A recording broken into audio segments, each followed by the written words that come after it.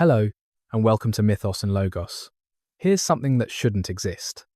A dynasty of Greek kings ruling over the most ancient civilization on Earth, speaking a foreign tongue while wearing the double crown of the pharaohs, building a city that would become the intellectual capital of the world, while native Egyptians tilled fields as their ancestors had for 3,000 years. They were outsiders who became insiders, conquerors who became gods, Macedonians who transformed into living Horus incarnate. For nearly 3 centuries, they made this impossible synthesis work, and in doing so, they created something the world had never seen before and would never see again.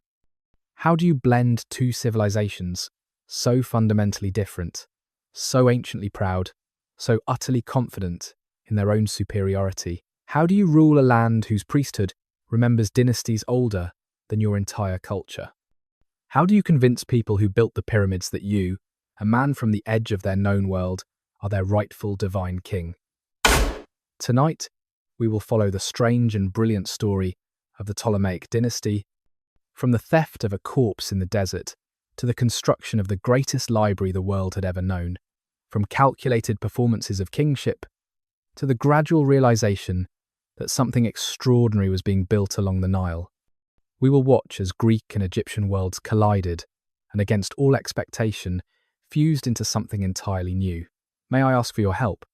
Liking and subscribing takes just a moment, but makes a huge difference for the channel. I'm grateful for your consideration. I'm also always amazed by our international reach, so I'd appreciate hearing where you're joining from in your local time. As the present fades to whispers, we find ourselves transported to the sun-blasted wastes of Syria in the year 323 BC, where the greatest conqueror in history has just died at 32, and the world he built is about to tear itself apart over his corpse, the body in the desert. The funeral procession stretched for miles across the desert, visible from impossible distances. 64 mules, their heads crowned with golden wreaths, pulled a wagon so elaborate it seemed more temple than vehicle. 8 gilded Ionic columns supported a vaulted roof encrusted with precious stones that blazed like captured stars under the Syrian sun. Inside, visible through a golden lattice, Alexander the Great lay in a sarcophagus of hammered gold, his body preserved in honey and white. The procession had left Babylon months before, moving with the slow majesty befitting a god-king. It was bound for Macedonia, for the royal tombs where Alexander's ancestors waited in the darkness. Thousands of soldiers marched alongside, their armor catching the light. Musicians played hymns of mourning. Priests burned incense that rose in fragrant columns to the cloudless sky. The smell of myrrh and cinnamon hung heavy in the desert air, mixing with the dust kicked up by thousands of feet and hooves. No one expected the ambush. Ptolemy, son of Lagus, satrap of Egypt, led 5,000 cavalry out of the shimmering heat haze like a desert mirage made manifest. He was 43 years old, battle-scarred and sun-darkened, one of Alexander's oldest companions. He had fought beside the king from Greece to India. He had saved Alexander's life at least once, maybe twice. He had earned his portion of the conquered world through blood and loyalty. Now he was stealing Alexander's body. The commander of the funeral procession, a man named Aridaeus, who had spent a year planning this journey, stared in disbelief as Egyptian cavalry surrounded his column. There was no battle. Ptolemy had brought overwhelming force for exactly this reason. He wanted Alexander's body, not a bloodbath. The soldiers of the funeral guard looked at each other, then at the golden wagon, then at the hard-faced Macedonians surrounding them with spears lowered. "Stand aside," Ptolemy said, his voice carrying the weight of absolute certainty. "Alexander is coming home with me." The procession turned south. The musicians still played, the incense still burned, the mules still pulled their sacred cargo, and tied far as Sparta. But the destination had changed. Not Macedonia, land of Alexander's birth, Egypt, land of the pharaohs, land that Ptolemy meant to make his kingdom. In the ancient science of legitimacy, in that strange mathematics of power that governed the Hellenistic world, possession of Alexander's body was worth more than 10,000 soldiers. It was worth more than a dozen cities. Alexander had not merely conquered, he had become myth before his death was cold. He was the son of Zeus Ammon, crowned pharaoh in Memphis, worshipped as a god from the Mediterranean to the Hindu Kush. Whoever held his corpse held a claim to divine favour.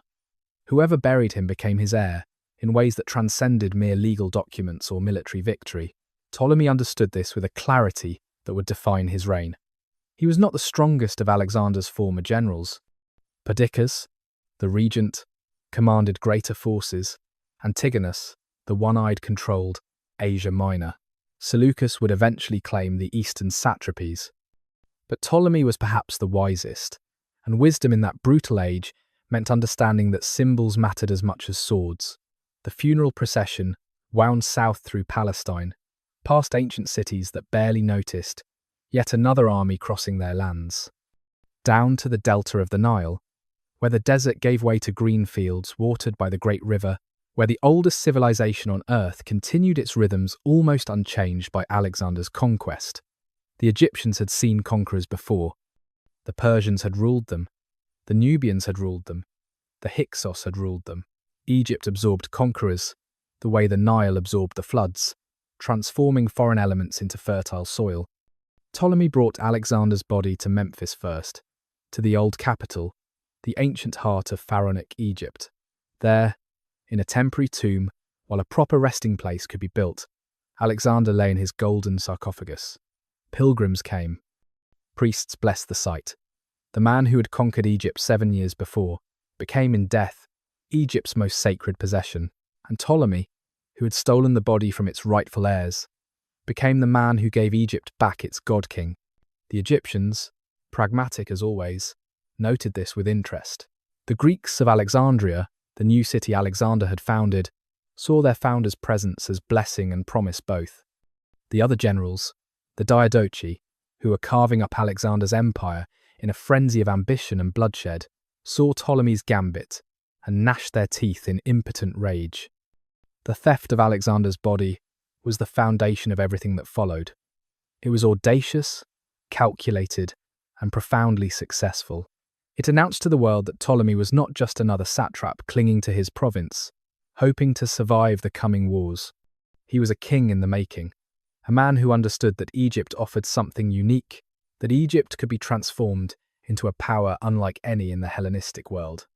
In the desert heat, in the smell of incense and honey and death, in the sight of that golden wagon turning away from Macedonia toward the Nile, the Ptolemaic dynasty was born. It would last 300 years. It would produce some of the most remarkable rulers in ancient history. It would create wonders and commit atrocities. It would blend two worlds into something neither Greek nor Egyptian, but somehow both. But it began here, with theft and brilliance, with a corpse in the desert, and a man who knew exactly what that corpse was worth. The general who would be pharaoh. Ptolemy was born into the Macedonian aristocracy around 367 BC, in a world that must have seemed utterly fixed and permanent. The Greek city-states quarrelled and made war, as they always had. The Persian Empire sprawled across the east, ancient and apparently unshakable. Egypt lay under Persian rule, dream-haunted and distant. The idea that all of this would be swept away within his lifetime would have seemed madness. He grew up at the Macedonian court, possibly even in the royal household. Later sources, unreliable but tantalizing, suggested he might have been Philip's bastard son, which would have made him Alexander's half-brother. True or not, he was close enough to the prince who would become Alexander to be chosen as one of his companions. When Alexander was exiled after a quarrel with his father, Ptolemy went with him. When Alexander took the throne, after Philip's assassination in 336 BC, Ptolemy stood among his most trusted circle.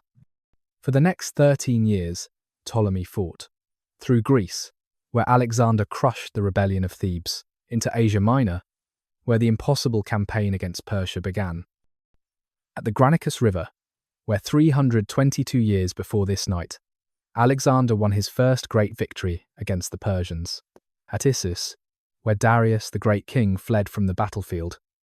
In Egypt, where Alexander was crowned pharaoh and made his mysterious pilgrimage to the oracle of Zeus Ammon in the Siwa oasis. Ptolemy was there for all of it. He commanded cavalry, led flanking maneuvers, captured cities, At the siege of Gaza, he fought beside Alexander on the walls. In India, at the Hydaspes River, he led troops against war elephants that trumpeted and charged like moving mountains. He learned war from the greatest warrior of the age. He learned kingship too, watching Alexander transform from Macedonian king to Persian great king to Egyptian pharaoh to something approaching a living god. But Ptolemy learned something else, something Alexander in his brilliance never quite understood. He learned that conquering was easier than ruling. He watched Alexander try to fuse Persian and Macedonian customs and saw how both peoples resented it. He watched the king adopt Persian court protocol and saw how his Macedonian companions bristled. He watched Alexander declare himself the son of Zeus and saw the barely concealed skepticism in hardened soldiers' eyes. Ptolemy was a soldier's soldier, thick-bodied and strong, his face weathered by sun and wind and the smoke of 1,000 campfires. He was reliable where others were brilliant, steady where others were mercurial. He wrote, later in life, a history of Alexander's campaigns that was valued for its honesty and lack of embellishment. This tells you something about the man. He had served greatness without needing to inflate his own role in it. When Alexander died in Babylon in 323 BC, probably of typhoid fever complicated by wounds and exhaustion and wine, the empire he had built fractured immediately. The Diadochi, the successors, each saw a different future. Perdiccas, the regent, wanted to hold the empire together under Alexander's mentally disabled half-brother Philip Aridaeus and his unborn son. Antigonus wanted to rebuild it under his own rule. Cassander looked to Greece and Macedonia, Lysimachus to Thrace. Seleucus would turn his eyes east to Babylon and Persia. Ptolemy looked at Egypt and understood something the others missed. Egypt was defensible. 2 deserts to the east and west, the Mediterranean to the north, cataracts and wilderness to the south. Only a few invasion routes, easily fortified. Egypt was wealthy, stupendously so, the breadbasket of the Mediterranean. The Nile flood guaranteed harvests. Trade routes connected Africa to Asia to Europe. Egypt was ancient, its civilization old beyond Greek comprehension, its priesthood and bureaucracy and cultural weight offering legitimacy that conquest alone could never provide. And Egypt, crucially, was far enough from the centre of the empire that Ptolemy could defend it without needing to compete for the whole prize. Let the others fight over Babylon and Asia Minor and Greece. Let them bleed each other dry over who would be the next Alexander. Ptolemy would build something more lasting in the land of the pharaohs. He spent his first years securing Egypt's borders and gathering strength. He fortified Pelusium, the gateway to Egypt from the east. He brought in Greek settlers, soldiers who had become farmers when the wars ended, binding them to his cause with land and promise. He cultivated the Egyptian priesthood with careful donations and respect for ancient customs. He began to present himself not as a foreign conqueror, but as Egypt's legitimate ruler, the latest in a line stretching back through millennia. The other Diadochi watched with varying degrees of contempt and envy. Antigonus, the one-eyed giant who dreamed of reuniting Alexander's empire, saw Ptolemy as a lesser man playing it safe. Seleucus, more perceptive, recognized a dangerous opponent who would be difficult to dislodge. Perdiccas, the regent, saw a rebellious satrap who needed to be brought to heel.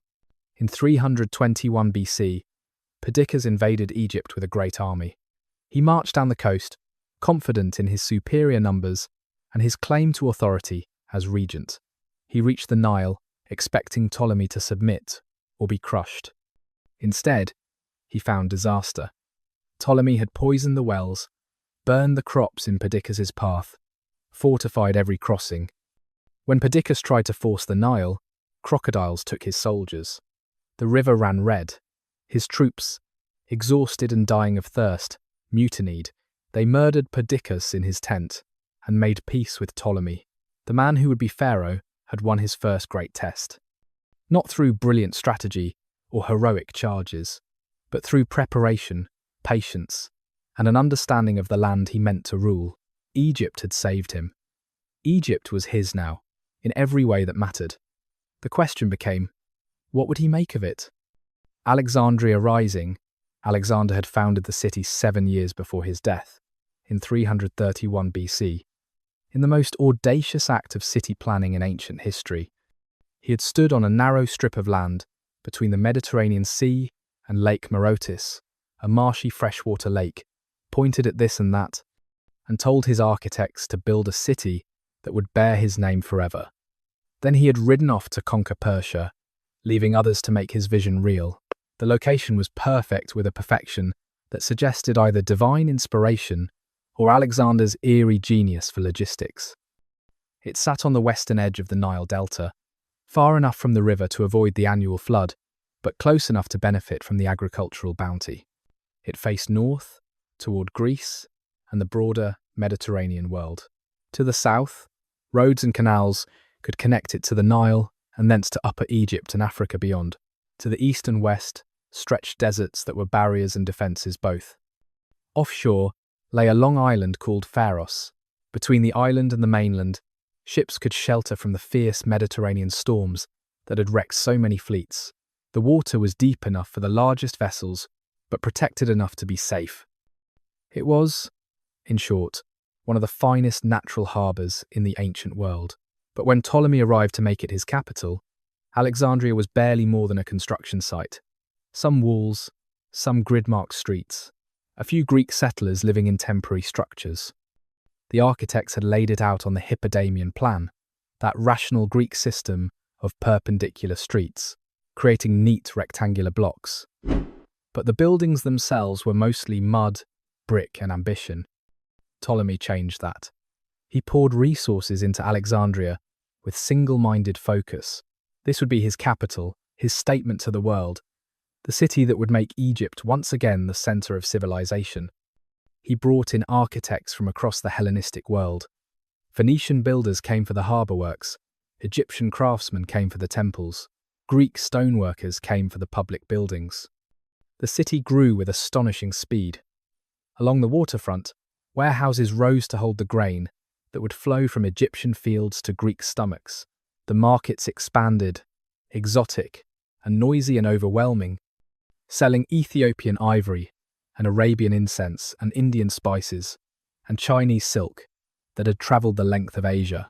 Houses climbed up from the harbour, Greek style but built on Egyptian foundations, their courtyards open to the Mediterranean breeze. Ptolemy built 2 harbours, not one. The great harbour to the east, vast and busy, where merchant ships from across the known world jostled for space at the docks, and the royal harbour, smaller and more controlled, reserved for military vessels and royal business. Between them, a causeway began to stretch toward Pharos Island, a marvel of engineering that would create 2 separate ports from one bay, the Heptastadion. They called it 7 stadia long, nearly a mile of stone reaching out into the sea. On Pharos Island itself, plans began for the lighthouse. It would take decades to complete, would not be finished until after Ptolemy's death, but the vision was there from the beginning. A tower taller than any structure in Egypt, except the Great Pyramids, topped with a fire that would guide ships home from 40 miles away. The Pharos lighthouse would become one of the 7 wonders of the ancient world. It would give its name to every lighthouse built thereafter. But that was still years away. For now, there were only drawings and dreams, and the foundation stones being laid by sweating workers under the Egyptian sun. The city spread inland too.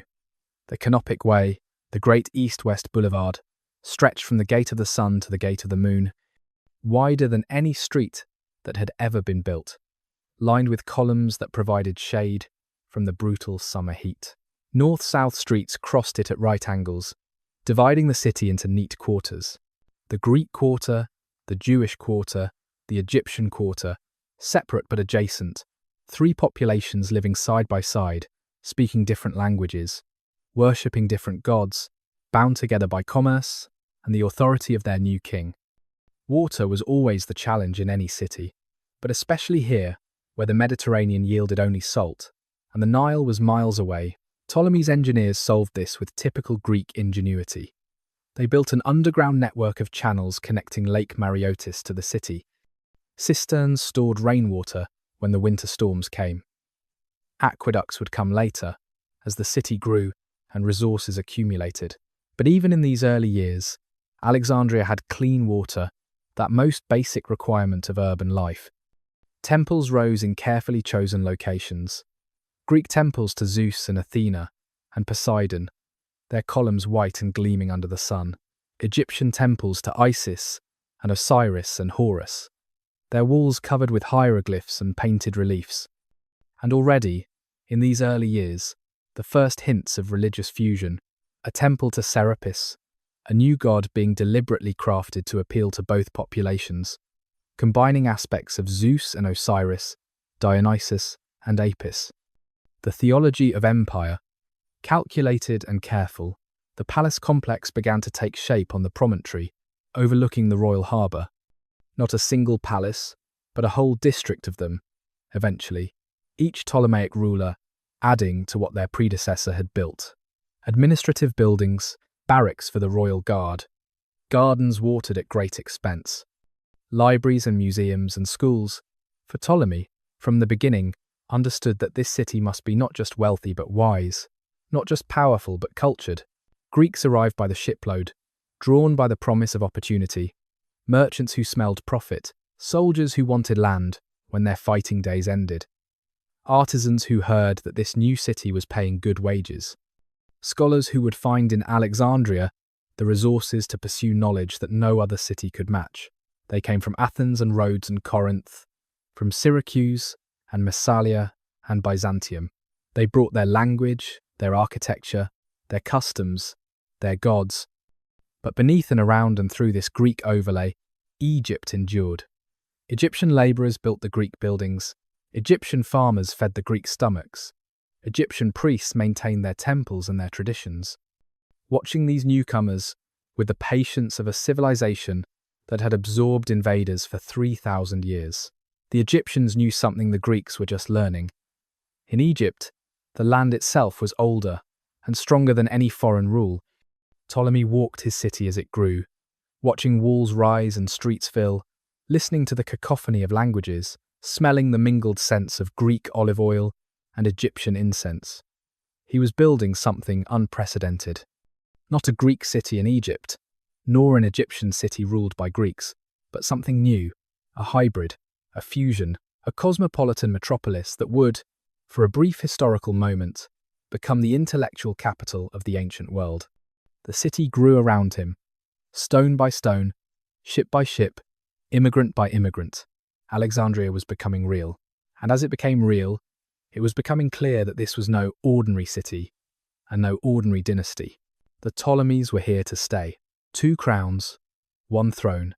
In 305 BC, 23 years after Alexander's death, Ptolemy declared himself king. Not satrap, not regent, not temporary administrator. King, Basileus, in Greek, per in Egyptian, the pharaoh, the great house, the living god. It was a calculated risk that announced he would never submit to anyone's authority, that Egypt was his and his alone, that the fiction of Alexander's united empire was finally and completely dead. But Ptolemy understood something crucial. In Egypt, being king was not enough. The title meant little without the rituals, the symbols, the ancient protocols that transformed a foreign conqueror into the legitimate ruler of the 2 lands. He needed the double crown. He needed the temple's recognition. He needed to become, in the eyes of the Egyptian people, not just a Greek king ruling over them, but the latest incarnation of Horus, the living representative of the gods, the pivot point between heaven and earth. This was the delicate dance that would define the Ptolemaic dynasty for the next 3 centuries. The Ptolemies had to be Greek kings to their Greek subjects, maintaining Hellenic culture and prestige. They had to be pharaohs to their Egyptian subjects, performing the ancient rituals and maintaining cosmic order through Ma'at, the Egyptian concept of justice and balance. These were not merely different titles, but different entire worldviews, different conceptions of what kingship meant and how it functioned. Ptolemy began his transformation with careful deliberation. He travelled to Memphis, the ancient capital, the city that had been Egypt's heart for thousands of years before Alexandria existed. He met with the high priest of Ptah, the creator god whose temple dominated Memphis. He made offerings. He endowed the priesthood with land and gold. He showed respect for traditions older than Greece itself. And then, in ceremonies that had been performed for pharaohs since time beyond memory, Ptolemy was crowned with the double crown of Upper and Lower Egypt. The ritual took days. Purification in sacred pools, anointing with holy oils, the recitation of spells and hymns in a language Ptolemy didn't speak, but whose cadences he had learned to respect. The placing of the crowns, the white crown of Upper Egypt nested within the red crown of Lower Egypt, the hedjet and the desret combined into the psent, the symbol of unified rule. He wore the false beard, that artificial chin extension that pharaohs had worn since the first dynasty, 4,000 years before. He held the crook and flail, symbols of the pharaoh as shepherd and provider. He adopted the five-fold royal titulature, the 5 names that connected him to the gods and to Egypt's eternal order. He became, in Egyptian theology, the living Horus, the posthumous son of Osiris, the protector of Maat. To the Egyptian priests and people, this was not play acting. These rituals had power. They transformed whoever underwent them, made them into something more than human. The person might be Greek, but the pharaoh was Egyptian, was divine, was necessary for the sun to rise and the Nile to flood, and the cosmic order to continue. By submitting to these ancient forms, Ptolemy was not just claiming power, but accepting responsibility, agreeing to perform the role that kept the universe functioning properly. But Ptolemy was also practical. He knew that ritual alone wouldn't guarantee loyalty or legitimacy. He backed his religious transformation with tangible benefits for the priesthood. He rebuilt temples damaged under Persian rule. He established new festivals with generous offerings. He exempted temple lands from certain taxes. He ensured that the ancient rituals and cults could continue unmolested, even flourish. The priests responded by accepting him. Not immediately, not universally, but gradually, and with increasing conviction. They carved his image on temple walls, performing the smiting gesture where the pharaoh crushes Egypt's enemies. They recorded his names in hieroglyphs alongside those of Ramesses and Thutmose and Khufu. They incorporated him into their theological narratives. Within a generation, Ptolemy was as much a legitimate pharaoh, in their eyes and in Egyptian cultural memory, as any who had come before. Yet to his Greek subjects, Ptolemy remained thoroughly Hellenistic. In Alexandria, he lived in a Greek palace, spoke Greek, patronized Greek culture.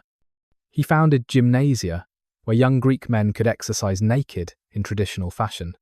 He encouraged Greek theatre and philosophy. He minted coins with Greek inscriptions and his portrait in Greek style. He wrote his memoirs of Alexander's campaigns in Greek for a Greek audience, establishing himself as a legitimate heir to Alexander's legacy. This dual identity required constant performance. In Memphis, Ptolemy was the pharaoh in full Egyptian regalia. In Alexandria, he was the Greek king in purple and diadem. In the countryside, Egyptian farmers saw their pharaoh represented in temple reliefs. In the cities, Greek merchants dealt with their basileus. Both populations, remarkably, accepted this bifurcation because Ptolemy gave each what it needed. The Egyptian priests needed someone to perform the rituals, to be the intermediary with the divine. They cared less about ethnicity than about function. If this Greek would be pharaoh properly, would maintain the temples and the cults, would speak the ritual words and wear the ritual crowns, then he was pharaoh. The fact that he went home and spoke a foreign language to his foreign friends mattered little to the cosmic order. The Greeks needed a strong military king who could protect them in this foreign land, who could maintain order and ensure prosperity, who could make Egypt a power in the wider Hellenistic world. They cared less about Egyptian rituals than about effective rule. If this king would lead armies and govern wisely and make them rich, then he was their king. The fact that he occasionally dressed up in Egyptian costume for religious ceremonies mattered little to their political security. This arrangement worked because Ptolemy understood power's fundamental nature. Power is not just force. It's legitimacy, culture, tradition, the stories people tell themselves about why they obey. In Egypt, where tradition ran back 40 centuries unbroken, where every stone whispered of pharaohs and gods and cosmic order, a foreign king could not simply conquer. He had to transform. He had to become Egyptian while remaining Greek. He had to wear two crowns and inhabit two identities and make both populations believe that he was truly theirs. It was a performance, yes, but it was a necessary performance, and one that required not just cynical manipulation but genuine respect for both cultures. Ptolemy built Egyptian temples with real devotion and Greek libraries with real passion. He learned to navigate between worlds, to code switch between identities, to be the man each group needed him to be. His successors would continue this practice for nearly 3 centuries. Some would do it better than others, some would let one identity dominate the other. But the template was set. The Ptolemies would be Greek pharaohs, hybrid kings of a hybrid kingdom, trying to hold together two cultures that were both strong enough to devour them if they failed. The weight of the double crown was not just physical, it was the weight of maintaining two civilizations, two worldviews, two completely different conceptions of kingship and divinity and order. Ptolemy accepted that weight in 305 BC. His descendants would carry it until the very end, the weight of the double crown. You are Pascheremptor, high priest of Ptah in Memphis, and you stand in the temple forecourt, watching the impossible become real. The morning sun slants through the colonnade, painting stripes of gold across the ancient flagstones. The smell of incense hangs heavy, mixing with the warm bread aroma from the temple bakeries and the green scent of the Nile that flows beyond the walls. You have performed this ceremony 23 times before for Egyptian kings, and you will perform it now for a Macedonian.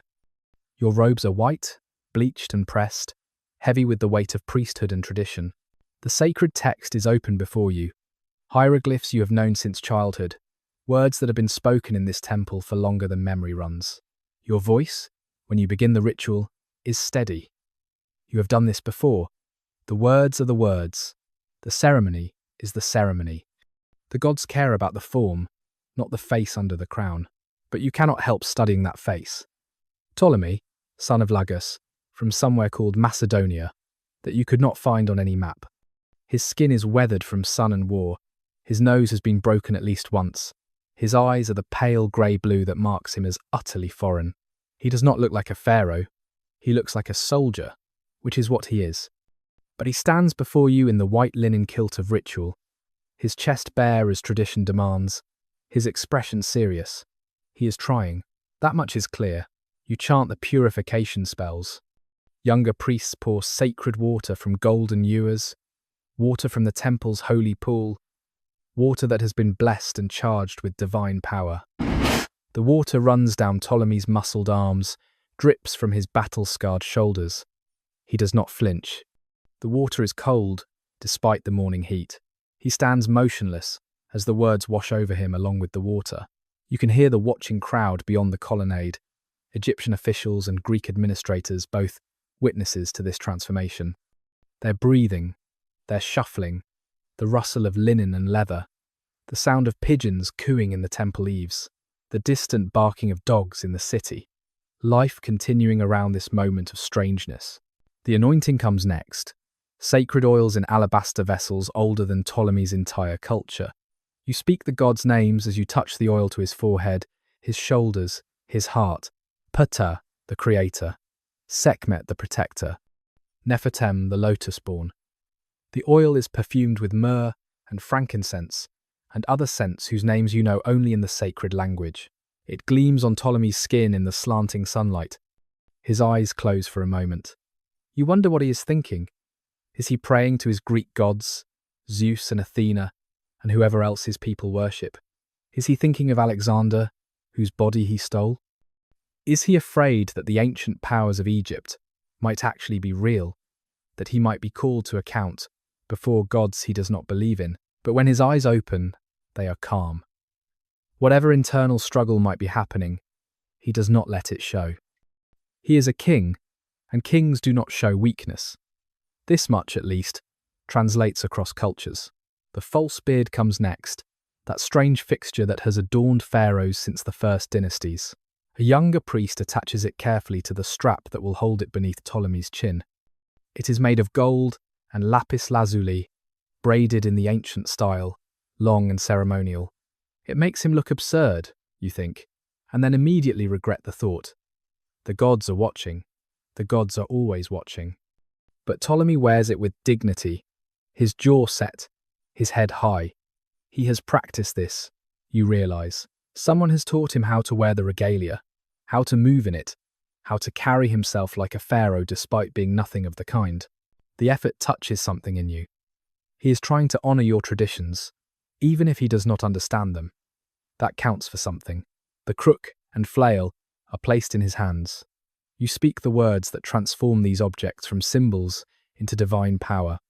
The crook represents the pharaoh as shepherd, gathering and protecting the people. The flail represents the pharaoh as provider, threshing the grain, ensuring abundance. Your voice rises and falls in the ancient cadences. The words are not Egyptian exactly, not the language you speak in the marketplace or at home. They are older, the sacred tongue, the language the gods understand. Does Ptolemy understand any of this? Probably not. But he stands correctly, holds the objects correctly, his expression appropriately solemn. And perhaps that is enough. The gods care about the form. You have to believe that. Otherwise this is just theatre. Just a foreign soldier playing dress-up in a dead civilization's costume. But Egypt is not dead. You know this. Your father was high priest before you. His father before him. The line runs back through centuries. The Persians ruled, and Egypt endured. The Nubians ruled, and Egypt endured. The Hyksos ruled, and Egypt endured.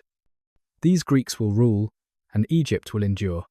The Nile will flood, the crops will grow, the gods will be served, the temples will stand, the double crown is brought forward on a cushion of purple silk. An innovation, you think, purple being a Greek obsession. But the crowns themselves are ancient. The white crown of Upper Egypt fitting within the red crown of Lower Egypt, the deshret and hedjet combined into the pshent, the symbol of the two lands united. Your hands tremble slightly as you lift it. This is the moment. This is when a man becomes more than a man, becomes the living Horus, becomes the pivot between earth and heaven. You have felt it before, that sense of presence, of power, of something larger moving through the ceremony. Will it happen now, for a foreigner? Will the gods accept him? You place the double crown on Ptolemy's head. It sits there, tall and strange and sacred. Your voice speaks the final words of transformation, the spell that has made men into pharaohs since time before memory. The words fill the air, fill the space, fill you. The incense smoke swirls. The sunlight seems to intensify. And Ptolemy changes, not physically, not in any way you could describe to someone who was not there, but something shifts. The soldier becomes a king, becomes more than a king. The foreign invader becomes Egypt's protector. The Macedonian becomes pharaoh. You see it happen. You feel it happen. The gods, you realize with a chill that raises the hairs on your arms, have accepted him. You step back. The ceremony is complete. Ptolemy, son of Lagus, is now Pera, the great house, the living god, the guarantor of cosmic order. He turns to face the assembled witnesses, the double crown gleaming on his head, the crook and flail crossed on his chest, the false beard hanging from his chin. He looks ridiculous and magnificent and holy all at once. The crowd prostrates itself. Egyptian officials press their foreheads to the stone. Even the Greeks bow, though not as low, not quite with the same reverence. Ptolemy stands above them all, and you realize with a shock that runs through your whole body that you believe it. You believe he is pharaoh. Not just politically, not just because he has the power to kill anyone who disagrees, but truly, the gods have accepted him. The ritual has worked. Egypt has a new pharaoh. The 44th dynasty has begun. And you, Pascheremptor, high priest of Ptah, are the man who made it happen. You bow to the newly crowned king, and when you straighten, you meet his eyes for just a moment. There is relief there, and something like gratitude, and perhaps even a flicker of genuine awe. He felt it too then, the presence, the power, the weight of what he has just become. The ceremony ends. The witnesses file out. The pigeons continue cooing. Life continues. But something has changed. The impossible has become possible.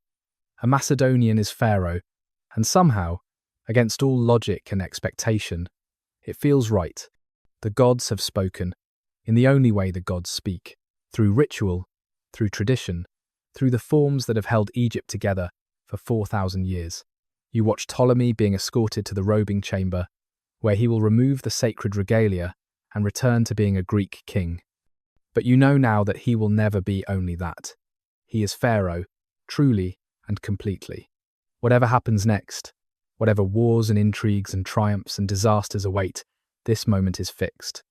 The Ptolemies are Egypt's rulers, chosen and anointed and transformed by forces older than time. The weight of the double crown rests not just on Ptolemy's head, but on all of you now. On Egypt itself. The gamble has been made. The foreigner has been accepted. Now you must all live with the consequences. The Nile at dawn, the river is silver in the pre-dawn light, smooth and wide and eternal. Mist rises from the water, in lazy columns, drifting across the reeds that line the banks. The air is cool, the heat of yesterday forgotten, the heat of today still hours away. This is the quiet hour, the moment between darkness and light, when the world holds its breath. A heron stands motionless in the shallows, white as the mist, patient as stone. The water ripples around its stick-thin legs. It is waiting for fish, for breakfast, for the moment to strike, that only herons understand. It does not care about dynasties or kings, or the strange games humans play. It has stood like this, or its ancestors have, since before the first pyramid was a dream in a pharaoh's mind. On the river, a fishing boat moves with the current, its single sail hanging slack. The fishermen aboard are silhouettes against the brightening eastern sky. One casts a net, a practice motion refined through generations. The net spreads in the air, a perfect circle, then collapses into the water with barely a splash. They work in silence. It is too early for words. The river demands quiet respect at this hour. The eastern sky is beginning to colour now, the black fading to deep blue, the first hint of rose touching the horizon. Stars are disappearing, slipping away into the coming day. The planet Venus hangs bright and alone above the palms on the far bank, the morning star, herald of sunrise. In a few minutes it too will vanish, overwhelmed by the greater light. Ibises wade in the shallows, their curved beaks probing the mud for snails and insects. Their white feathers glow in the growing light. Sacred birds, these emblems of Thoth the wisdom keeper, allowed to wander temple courtyards and city streets unmolested. They make soft clucking sounds to each other, a conversation in bird language about whatever concerns ibises in the morning. The palms along the bank are still and dark, their fronds hanging limp in the breezeless air. As the light grows, individual leaves become visible, the details emerging from the darkness. A bird calls, tentative, testing the morning. Another answers. Then another. The day's chorus beginning. The fishermen pull in their net. You can hear the water streaming from it, can see the silver flash of caught fish thrashing in the mesh. They work efficiently, sorting the catch, throwing back the small ones, keeping the rest in a basket in the centre of the boat. They do not speak. The river at dawn demands silence. The Nile flows on as it has flowed for millennia, as it will flow for millennia more. Kings rise and fall, dynasties begin and end, civilizations flourish and decay. The river does not notice. It carries its water from the heart of Africa to the Mediterranean Sea, bearing silt and nutrients and life itself. It has seen everything, it remembers nothing. It simply flows. The eastern horizon burns now, gold and crimson and orange layered like precious metals. The sun is coming. You can feel it, a warmth beginning to touch the cool air. The mist is thinning, retreating, giving up its hold on the morning. The day is almost here. And when the sun breaks the horizon, sudden and complete, flooding the river with golden light, the fishermen bow their heads for just a moment. A prayer, perhaps, to Ra, who crosses the sky, or simply acknowledgement of another day beginning, another chance to cast nets and feed families, to continue the endless rhythm of life along the river. The heron strikes, its head darting into the water faster than the eye can follow. It comes up with a fish, swallows it whole with a convulsive gulp, then returns to its motionless waiting. The cycle continues. The river flows on, silver turned to gold, carrying its ancient burden toward the sea, the museum and the dream. In 307 BC, while fighting wars and consolidating power, while playing pharaoh in Memphis and Greek king in Alexandria, or Sla, while managing Egypt's complex bureaucracy and external threats, Ptolemy did something remarkable. He decided to build the greatest center of learning the world had ever seen. The idea came from a philosopher named Demetrius of Phaleron, an Athenian who had fled to Egypt after losing political power at home. Demetrius had been a student of Aristotle's successor, had governed Athens for 10 years, and arrived in Alexandria, bringing with him a vision that would transform the city and, ultimately, the entire ancient world. The vision was this: gather all human knowledge in one place. Collect every book, every scroll, every piece of wisdom humanity had produced. Provide scholars with the resources and freedom to study, research, create new knowledge. Make Alexandria not just a commercial capital, but an intellectual one. Build an institution that would outlast any single king or dynasty. Ptolemy listened and agreed. Perhaps because he had learned from Alexander that power came in many forms. Perhaps because he saw an opportunity to make Egypt culturally superior as well as militarily strong. Perhaps simply because, after years of warfare, he appreciated the value of wisdom. Whatever his reasoning, he committed enormous resources to the project. The museum, they called it. The Mauseon, the House of the Muses, those divine patrons of the arts and sciences. It was not a museum in the modern sense, not a place to display objects. It was a research institute, a university, a community of scholars living and working together under royal patronage.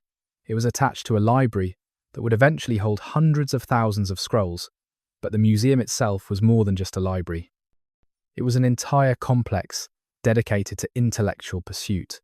The buildings rose in the palace quarter, overlooking the royal harbour, lecture halls where teachers could instruct students, private rooms where scholars could write and think in solitude, common dining halls where they could debate and argue and share ideas, gardens for peaceful contemplation, a dissection theatre for medical research, shocking and controversial, allowing doctors to cut open corpses to understand human anatomy, an observatory for studying the stars, zoological and botanical gardens displaying plants and animals from across the known world, and at the heart of it all, the library. Not yet the vast institution it would become, but already growing, already ambitious. Ptolemy dispatched agents to Athens, Rhodes, Corinth, anywhere Greek culture flourished, with orders to purchase books, not just literary works, but scientific treatises, philosophical dialogues, mathematical proofs, medical texts, historical chronicles, anything and everything written in Greek, or that could be translated into Greek. The scrolls arrived in Alexandria by the shipload. They were catalogued, copied, stored in purpose-built rooms designed to protect them from Egypt's heat and humidity. Teams of scribes worked constantly, duplicating texts so that scholars could work with copies while originals remained protected. The library developed classification systems, early forms of what would become bibliographic science. They created the first comprehensive catalogue, an alphabetical list of all Greek literature with biographical information about authors. Ptolemy offered scholars something unprecedented: freedom and security. Come to Alexandria, he told the greatest minds of the age, and you will have housing, food, freedom from taxation, and the resources to pursue whatever research interests you. No political duties, no teaching obligations, unless you want them. Just the opportunity to think, to study, to create knowledge. They came. Oh, how they came. Mathematicians arrived from Syracuse and Cyrene, doctors from Kos and Cnidus, philosophers from Athens and the Ionian cities, poets from across the Greek world, engineers, astronomers, geographers, grammarians, historians. Alexandria became a magnet for intellectual talent, drawing in anyone who valued learning over everything else. The museum created a culture of scholarship unlike anything that had existed before. Scholars lived together, ate together, argued together. They had access to resources no individual could afford. They could consult rare texts, conduct experiments, devote their entire lives to single problems. The cross-pollination of ideas was extraordinary. A mathematician might discuss problems with a philosopher, a geographer might consult with a sea captain, a doctor might learn from an engineer about mechanics, and apply those principles to understanding the body. Ptolemy himself took an interest. He was no scholar, but he attended lectures, asked questions, supported research that interested him. He understood that this was an investment not just in knowledge but in prestige. Every great mind working in Alexandria was an advertisement for Ptolemaic Egypt's sophistication and power. Every breakthrough made in the museum was a victory for his dynasty's claim to be the true heir of Alexander's cultural vision. The library grew, 300,000 scrolls in its first decades. Eventually, according to some ancient sources, it would hold up to 700,000 volumes, though such numbers are uncertain and possibly exaggerated. But even the conservative estimates suggest a collection unmatched in the ancient world. Every significant Greek text, translations from Egyptian, Hebrew, Persian, Indian sources, medical texts from Babylonian physicians, astronomical observations from Chaldean stargazers, the accumulated wisdom of Mediterranean and Near Eastern civilizations gathered in one vast collection. They developed systems to ensure authenticity. When ships arrived in Alexandria's harbour, they were searched not for contraband but for books. Any scrolls found were taken to the library, copied, and returned to their owners. Sometimes the library kept the original and returned the copy, but this was seen as a price worth paying for the chance to trade in Alexandria's wealthy markets. Ptolemy wrote to rulers across the known world, asking to borrow their library's treasures so they could be copied. Most agreed. A few sent their most precious texts to Alexandria and never saw them again. The Athenians lent the official state copies of the great tragic playwrights, Aeschylus and Sophocles and Euripides, accepting a huge deposit as surety. Ptolemy kept the originals and forfeited the deposit. It was worth it to possess the authentic texts, from which all other copies derived. This was cultural imperialism of a subtle kind. Egypt was gathering the intellectual heritage of the entire ancient world, making Alexandria the place you had to go if you wanted access to comprehensive knowledge. It created a new kind of power, the power that comes from being the keeper of memory and wisdom. Conquerors could take cities and wealth. Only Alexandria could take and preserve humanity's accumulated learning. The museum would survive Ptolemy. It would flourish under his successors, reaching its peak under Ptolemy II Philadelphus and Ptolemy III Euergetes. It would produce some of the greatest minds in ancient history. But it began here, with Ptolemy's decision to invest not just in walls and armies but in knowledge and culture, to make Egypt not just powerful, but wise, to build an institution that would outlast stone and bronze. In the lecture halls and gardens, in the quiet scroll-lined rooms and bustling common areas, in the observatory and dissection theatre and botanical collections, something unprecedented was happening. Human knowledge was being gathered, organised, preserved, expanded. The museum was becoming the memory of civilization, the place where the ancient world thought its greatest thoughts and pushed at the boundaries of what could be known. Ptolemy had built many things: armies, palaces, cities, a dynasty. But the museum and its library were perhaps his greatest legacy, the thing that made his name immortal, not just in political history but in the history of human thought. He had given the world a gift it did not know it needed until it was gone. Scrolls and shadows. Captain Nikos of Rhodes had made the Alexandria run 17 times. He knew the approaches, knew where the reefs lurked beneath the deceptively calm waters, knew which harbour officials could be bribed and which could not. His ship carried grain from the Greek islands, olive oil, wine, some copper ingots, standard cargo, profitable but not exceptional. He expected the usual routine: dock, unload, pay the fees, take on Egyptian grain and papyrus for the return journey, sail home, 3 days in port at most. The harbour inspectors came aboard before he had even finished securing the moorings. That was normal. What was not normal was what they were looking for. "Any books on board?" the lead inspector asked in Greek, his Egyptian accent thick but understandable. Nikos blinked. Books, scrolls, codices, any written material. The inspector was already moving past him, gesturing to his assistants. They spread through the ship with practiced efficiency. Just the manifest, Nikos said, confused. And maybe some personal letters. Where? The inspector's tone was not threatening. Exactly. But it was firm. Nikos led them to his cabin, a cramped space barely large enough for a cot and a small chest. He opened the chest with hands that were suddenly, inexplicably nervous. His manifest, a letter from his wife. And there, wrapped in oiled cloth, 3 scrolls he had picked up in Athens. Poetry mostly, nothing valuable. He had thought to read them on the long nights at sea, though he rarely had time. The inspector's eyes lit up when he saw the scrolls. These are coming with us. What? No. Nikos moved to block him. Those are mine. I paid for them. You'll be compensated. Royal decree. All written material entering Alexandria is to be copied for the library. The inspector was already signalling to his assistants. They moved forward with the confidence of men who had done this many times before. Copied? Nikos felt the situation slipping away from him. How long will that take? Depends on the length of the texts. A few days, perhaps a week. A week? Nikos could feel the profit from his voyage evaporating. Every day in port cost money. Harbour fees, feeding his crew. The longer he stayed, the less he made. I need those back now. I'm not waiting a week. You'll receive copies when the work is complete. Fine copies. Better than the originals in some cases. Our scribes are excellent. The inspector was gathering the scrolls, handling them with surprising care. I don't want copies. I want my property. But even as he said it, Nikos knew he had lost.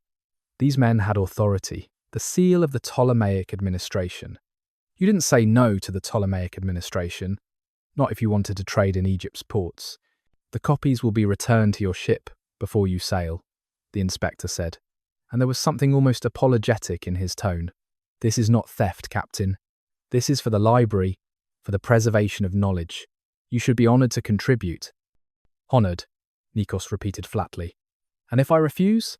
The inspector's expression hardened slightly. Then your ship does not trade in Alexandria. Your choice, Captain. There was no choice. Nikos knew it.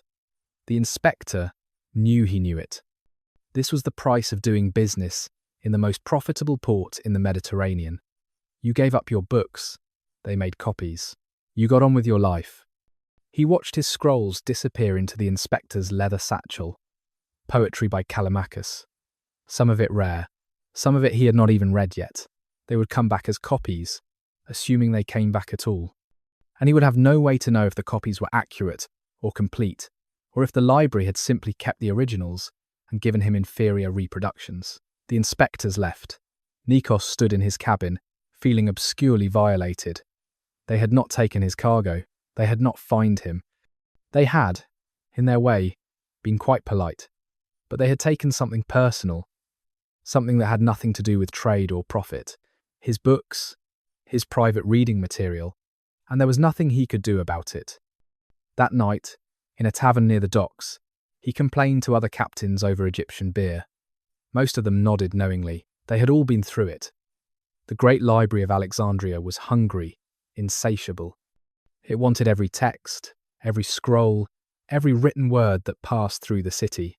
The Ptolemies had decreed it, and what the Ptolemies decreed happened.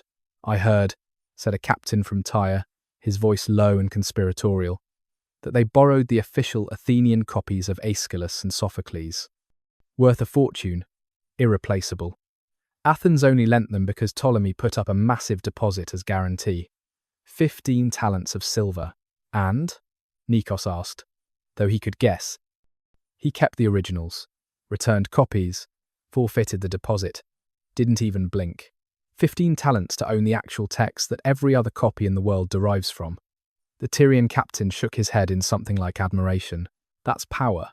That's knowing what matters. Nikos drank his beer and said nothing. He understood, intellectually, what they were building here. A library that would house all human knowledge, or as much of it as could be gathered. A monument to learning that would outlast any king or empire. He even, in a grudging way, approved. Knowledge should be preserved. Books should be copied and protected. But they were his books. He had paid for them. He had carried them across the sea. And now some scribe in a stone room somewhere was copying them. And Nikos would never know if what came back to him was faithful or flawed or missing pages that the scribe found boring or illegible. 3 days later, as he was overseeing the loading of Egyptian grain, a young man approached carrying a leather case. "Captain Nikos?" "Yes, your scrolls, sir," copied and returned. The young man handed over the case with a slight bow. He looked scholarly, ink-stained fingers, squinting eyes. One of the library's army of scribes, no doubt. Nikos opened the case. 3 scrolls, brand new, clean papyrus, crisp edges. The handwriting was beautiful, clear, precise. Better than the originals, which had been somewhat worn. He unrolled one part way. The poetry looked correct, as far as he could tell from a quick glance. "The originals?" he asked. "Retained for the library's collection. These copies are yours, compliments of the museum." The scribe smiled. "We thank you for your contribution to the preservation of knowledge." The contribution I had no choice about making. Nikos thought but did not say. He took the scrolls. They were fine work, he had to admit. Worth more, probably, than what he had paid in Athens. But they were copies.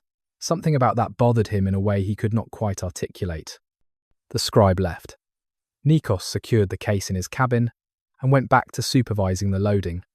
His ship would sail tomorrow on the morning tide. He would be glad to leave Alexandria, this city of wonders and high-handed policies.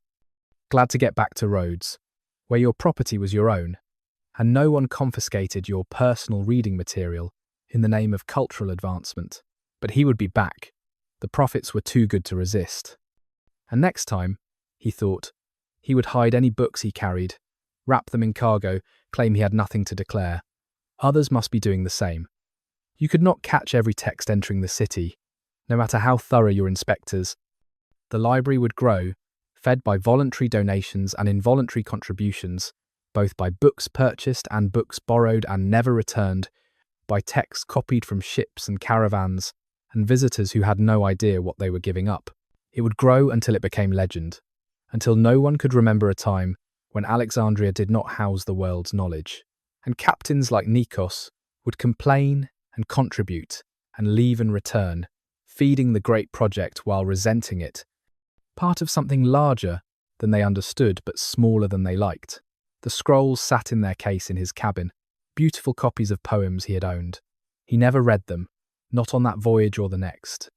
They felt wrong somehow, inauthentic. He could not say why, and he knew it was irrational. The words were the same. The poetry had not changed. But they were not his books anymore.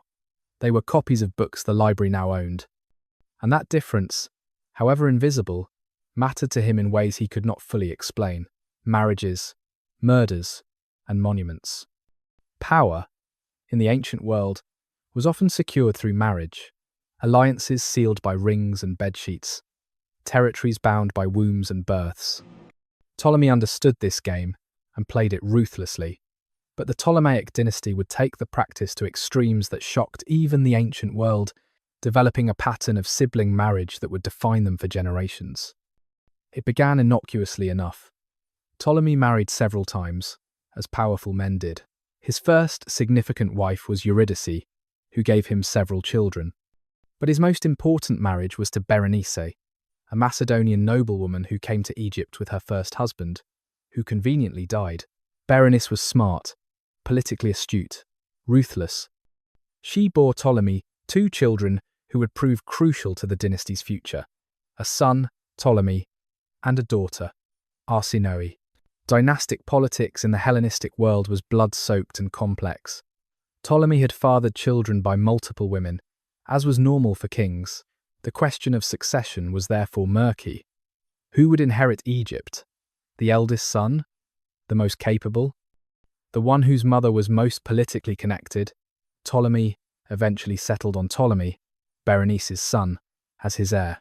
He associated him with the rule in his later years, having him recognized as co-regent. This was wise.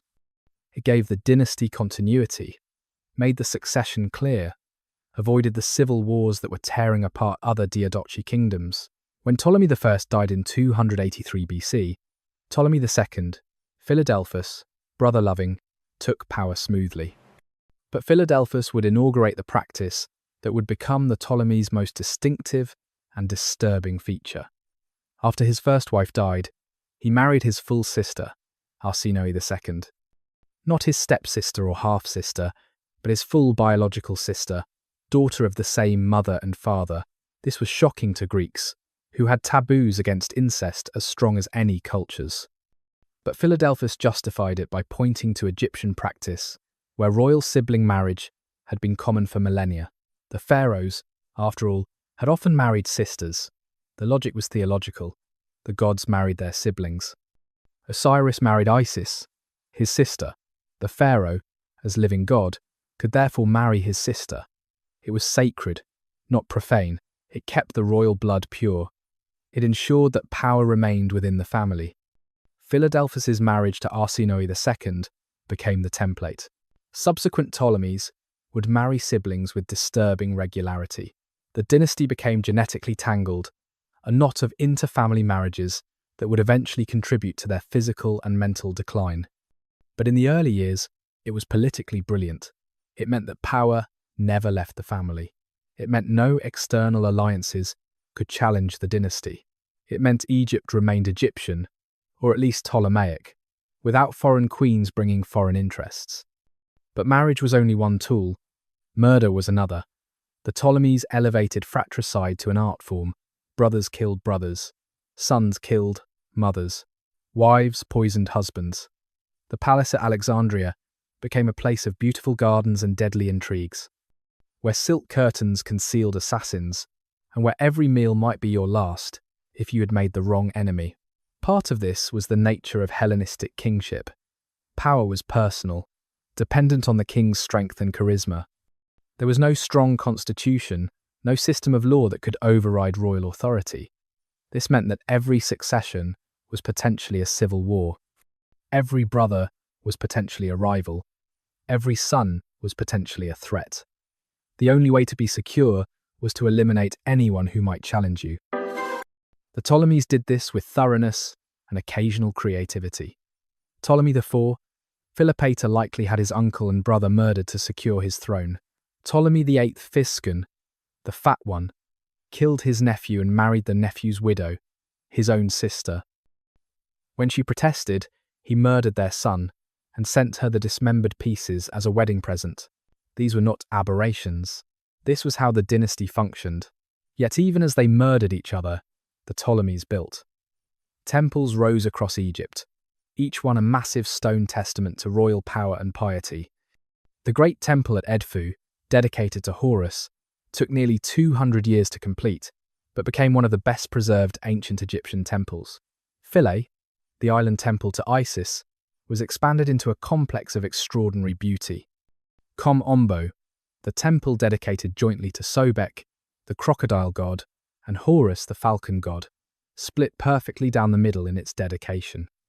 The temples served multiple purposes. They were religious centers, obviously, places where the ancient cults could continue their rituals, but they were also economic engines, landowners employing thousands, producers of goods and services. They were propaganda, each one proclaiming through hieroglyphics and reliefs that the Ptolemies were true pharaohs, legitimate rulers chosen by the gods. They were employment programs, putting thousands to work, cutting stone and carving reliefs and painting walls. And they were beautiful. The Ptolemaic temples followed traditional Egyptian architecture, but with subtle Greek influences. The columns were taller, more elegant. The capitals more elaborate. The wall reliefs maintained Egyptian subject matter, but showed hints of Greek artistic sensibility. They were hybrid structures for a hybrid dynasty.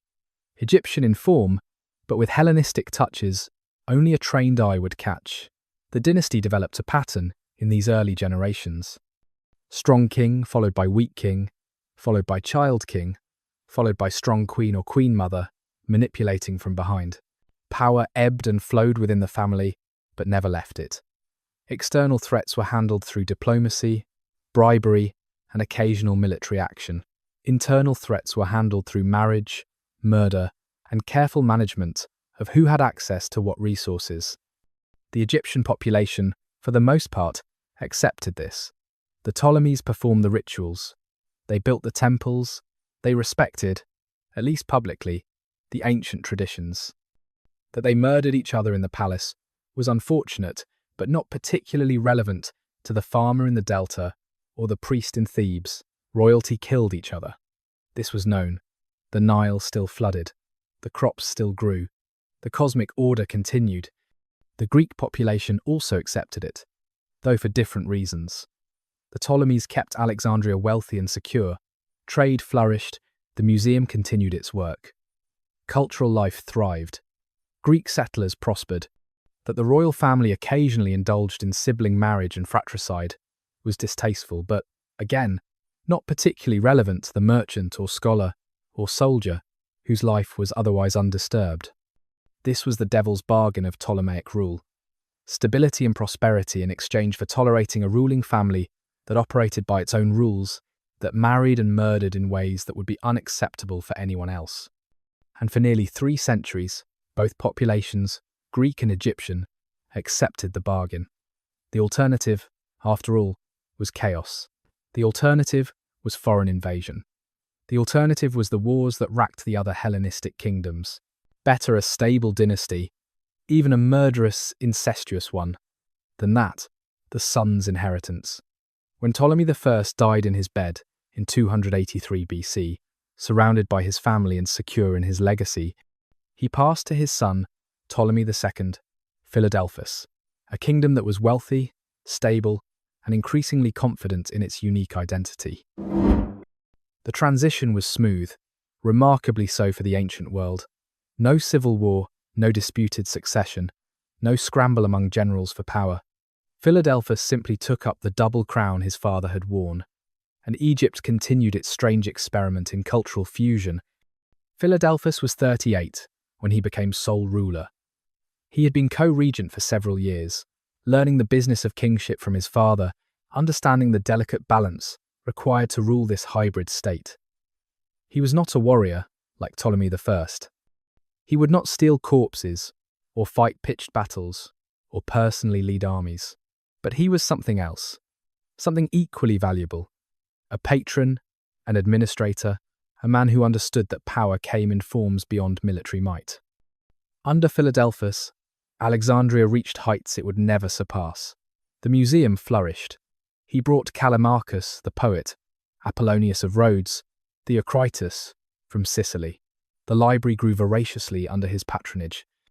He appointed Zenodotus as head librarian, charged with organizing the collection and beginning the monumental task of textual criticism, determining which versions of texts were authentic and which were corrupted by copying errors.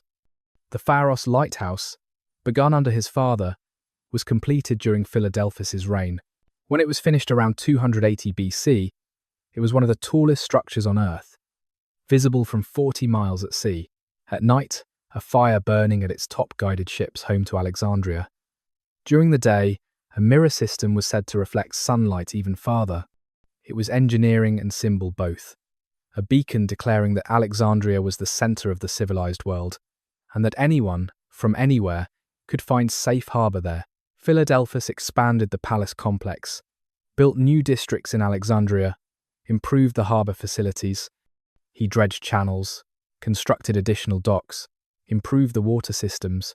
Alexandria under his rule was a perpetual construction site, always building, always improving, always reaching for greater monumentality. He was also the first Ptolemy to truly embrace the Egyptian model of divine kingship. His father had been pragmatic about wearing the double crown, seeing it as necessary but remaining, in his heart, a Macedonian warrior. Philadelphus dove deeper into the theology. He and his sister wife Arsinoe II were worshipped as Theoi Adelphoi, the sibling gods, during their lifetimes. He instituted the Ptolemaic, a festival celebrating the dynasty that was deliberately modelled on the Olympic Games, proclaiming that the Ptolemies were worthy of the same honour as Zeus. This was bold but carefully calculated. By deifying himself and his dynasty, Philadelphus was claiming a status that put him on par with the old gods. that made him not just a king, but a fundamental feature of the cosmic order. For his Egyptian subjects, this fit easily into their worldview. The pharaoh had always been divine. For his Greek subjects, it required more adjustment, but Philadelphus made it work by tying his divine status to benefits. Worship the God King, and the God King will ensure prosperity and security. He expanded Egypt's external reach. Through a combination of marriage alliances, trade agreements, and occasional military pressure, Philadelphus made Ptolemaic Egypt a major player in Hellenistic power politics. He controlled Cyprus, parts of the Anatolian coast, territories in the Aegean. Egypt became the wealthiest of the Hellenistic kingdoms, and wealth translated to influence. The Septuagint, the Greek translation of the Hebrew Bible, was commissioned during his reign. According to legend, he brought 72 Jewish scholars to Alexandria, housed them in separate rooms, and had them each translate the Torah independently. When they finished, all 72 translations were identical, proving divine inspiration. The real story was likely less miraculous, but the result was significant. It made Jewish scripture accessible to the Greek-speaking world and further enhanced Alexandria's reputation as a center of scholarship and cultural translation. Philadelphus also sent expeditions south into Nubia and west into Libya. He reopened and improved the canal, connecting the Nile to the Red Sea, facilitating trade with Arabia and India. Exotic goods flowed into Alexandria: spices, pearls, ivory, incense. The city became not just a Mediterranean port, but a true intersection of continents, where African, Asian, and European trade routes met. He was not without flaws. His court was extravagant to the point of decadence. He kept exotic animals in his palace complex, including a polar bear, which gives you some sense of the lengths to which he would go to demonstrate his wealth and reach. He hosted festivals of stunning expense, processions involving thousands of performers, displays of gold and silver that took hours to pass a single viewing point. These were propaganda, showing Egypt's rivals exactly how much wealth Ptolemaic Egypt commanded, but they were also indulgence. His personal life became complicated when he fell in love with his full sister, Arsinoe II, and divorced his first wife to marry her. This shocked the Greek world, but Philadelphus weathered the criticism. Arsinoe was extraordinary in her own right: intelligent, politically savvy, charismatic. She had been married before to Lysimachus, the king of Thrace, had survived that husband's death and the subsequent chaos. She understood power. Together, she and Philadelphus formed one of the most effective ruling partnerships in ancient history. When Arsinoe died, in 270 BC, Philadelphus was devastated. He deified her as Arsinoe Philadelphus, instituted a cult in her honor, and never remarried. Her image appeared on coins and in temples. She became part of the Ptolemaic pantheon, one of the gods of the dynasty.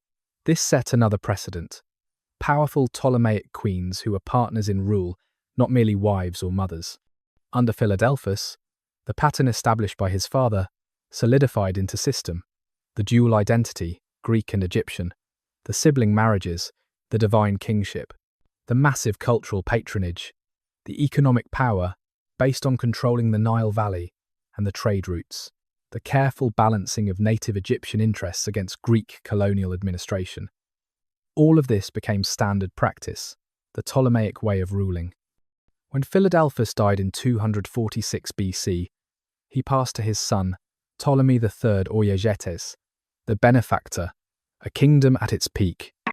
Egypt was wealthy, secure, culturally vibrant. Alexandria was the jewel of the Mediterranean. The dynasty seemed unshakable. The golden age had arrived. It would last for another few generations before the first cracks appeared. But for now, in the mid-3rd century BC, Ptolemaic Egypt looked like it might last forever. The strange hybrid experiment of Greek pharaohs ruling the ancient land of the Nile appeared to be an unqualified success. The foundations laid by Ptolemy I and built upon by Ptolemy II were solid. The dynasty had found its identity. Egypt had accepted its conquerors. The future looked bright with promise. What could possibly go wrong? The lighthouse burning. The Pharos lighthouse stood on the eastern tip of the island, visible from everywhere in Alexandria, 400 feet tall, rising in 3 stages from a square base to an octagonal middle section to a circular top, crowned with a statue of Zeus Soter, Zeus the Saviour. At night, the fire at its summit burned bright enough to be seen from 40 miles at sea. During the day, polished bronze mirrors reflected sunlight across the water, a beacon visible even farther. It was completed around 280 BC, during the reign of Ptolemy II Philadelphus, though the foundation had been laid by his father. The architect was Sostratus of Cnidus, whose name was hidden beneath a layer of plaster that bore Ptolemy's dedication. When the plaster fell away, as Sostratus knew it would, his own inscription remained: Sostratus, son of Dexiphanes, of Cnidus, to the saviour gods, on behalf of those who sail the seas, a quiet assertion of personal legacy within a monument to royal power. The base was solid limestone, massive blocks, fitted so precisely that you could barely slide a knife blade between them. Egyptian craftsmen had cut those stones, using techniques perfected over millennia of temple building. The walls were thick enough to withstand the Mediterranean's winter storms, when waves crashed against the foundation and spray reached halfway up the tower. Inside, a spiral ramp wide enough for donkeys to climb led upward, carrying the wood that fed the fire at the summit.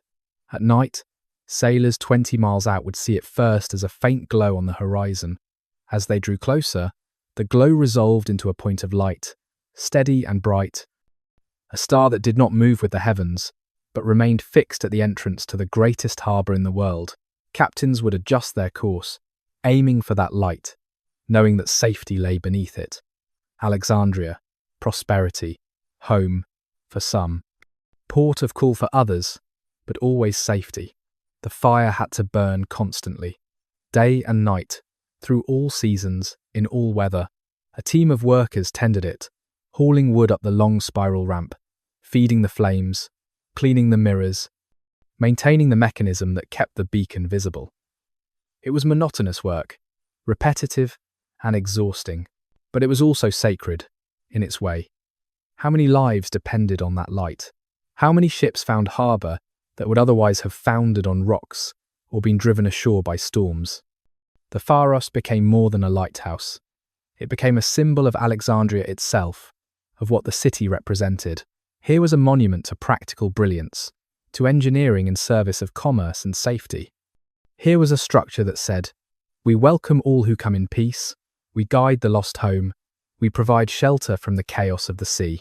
And here, not incidentally, was a demonstration of power so absolute that a kingdom could afford to build the tallest tower in the world, simply to help ships find their way. Visitors to Alexandria would stand at the base and crane their necks upward, trying to see the top, failing. The scale was overwhelming. 400 feet. Imagine it. Imagine standing at ground level and looking up that distance. Your eye follows the limestone blocks of the square base as they rise 50, 70, 100 feet. Then the transition to the octagonal middle section, another 100 feet climbing into the sky. Then the circular top, smaller but still massive, another 100 feet to the platform where the fire burns and the mirrors catch the sun. The architect had designed it not just for height, but for beauty. Each section was adorned with columns in different orders: Doric at the base, Ionic in the middle, Corinthian at the top, a lesson in classical architecture rising toward the heavens. The columns were not merely decorative. They provided structural support and visual rhythm, breaking up what might otherwise have been an overwhelming mass of stone into something elegant and proportional. At each level, windows allowed light and air into the interior. Workers could look out across the harbour, across the city, across the Mediterranean, stretching to the northern horizon. From the top, on a clear day, you could see the delta spreading south and east, the green fields cut by silver channels, the desert beyond. You could see ships tiny as toys making their way toward harbour.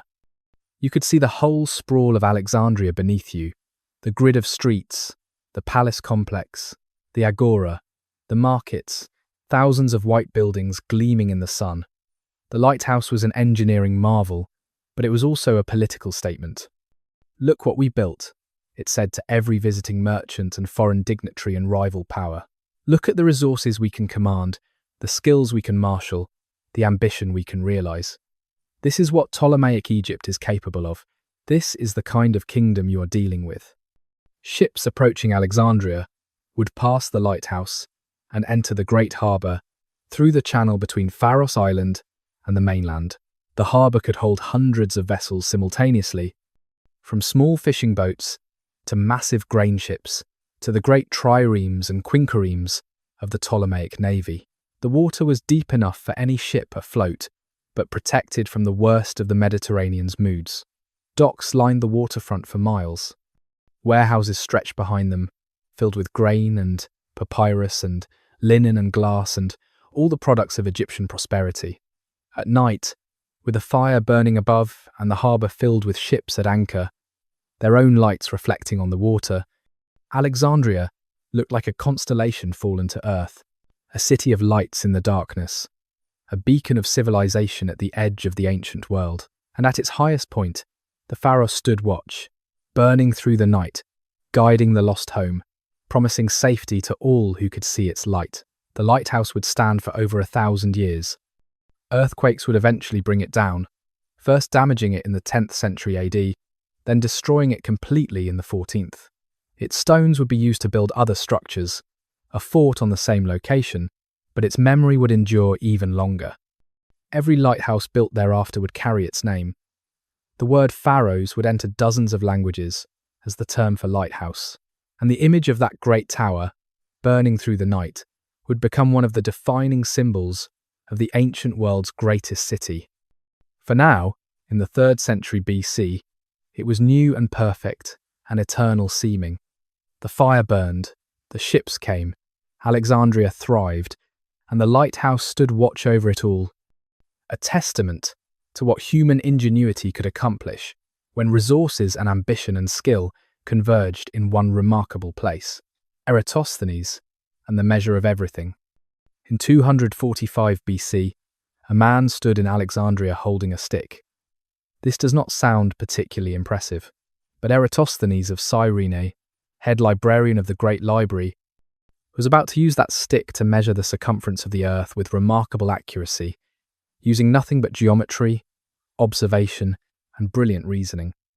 Eratosthenes had arrived in Alexandria during the reign of Ptolemy III, Oeagetes, brought from Athens to take charge of the library at its peak.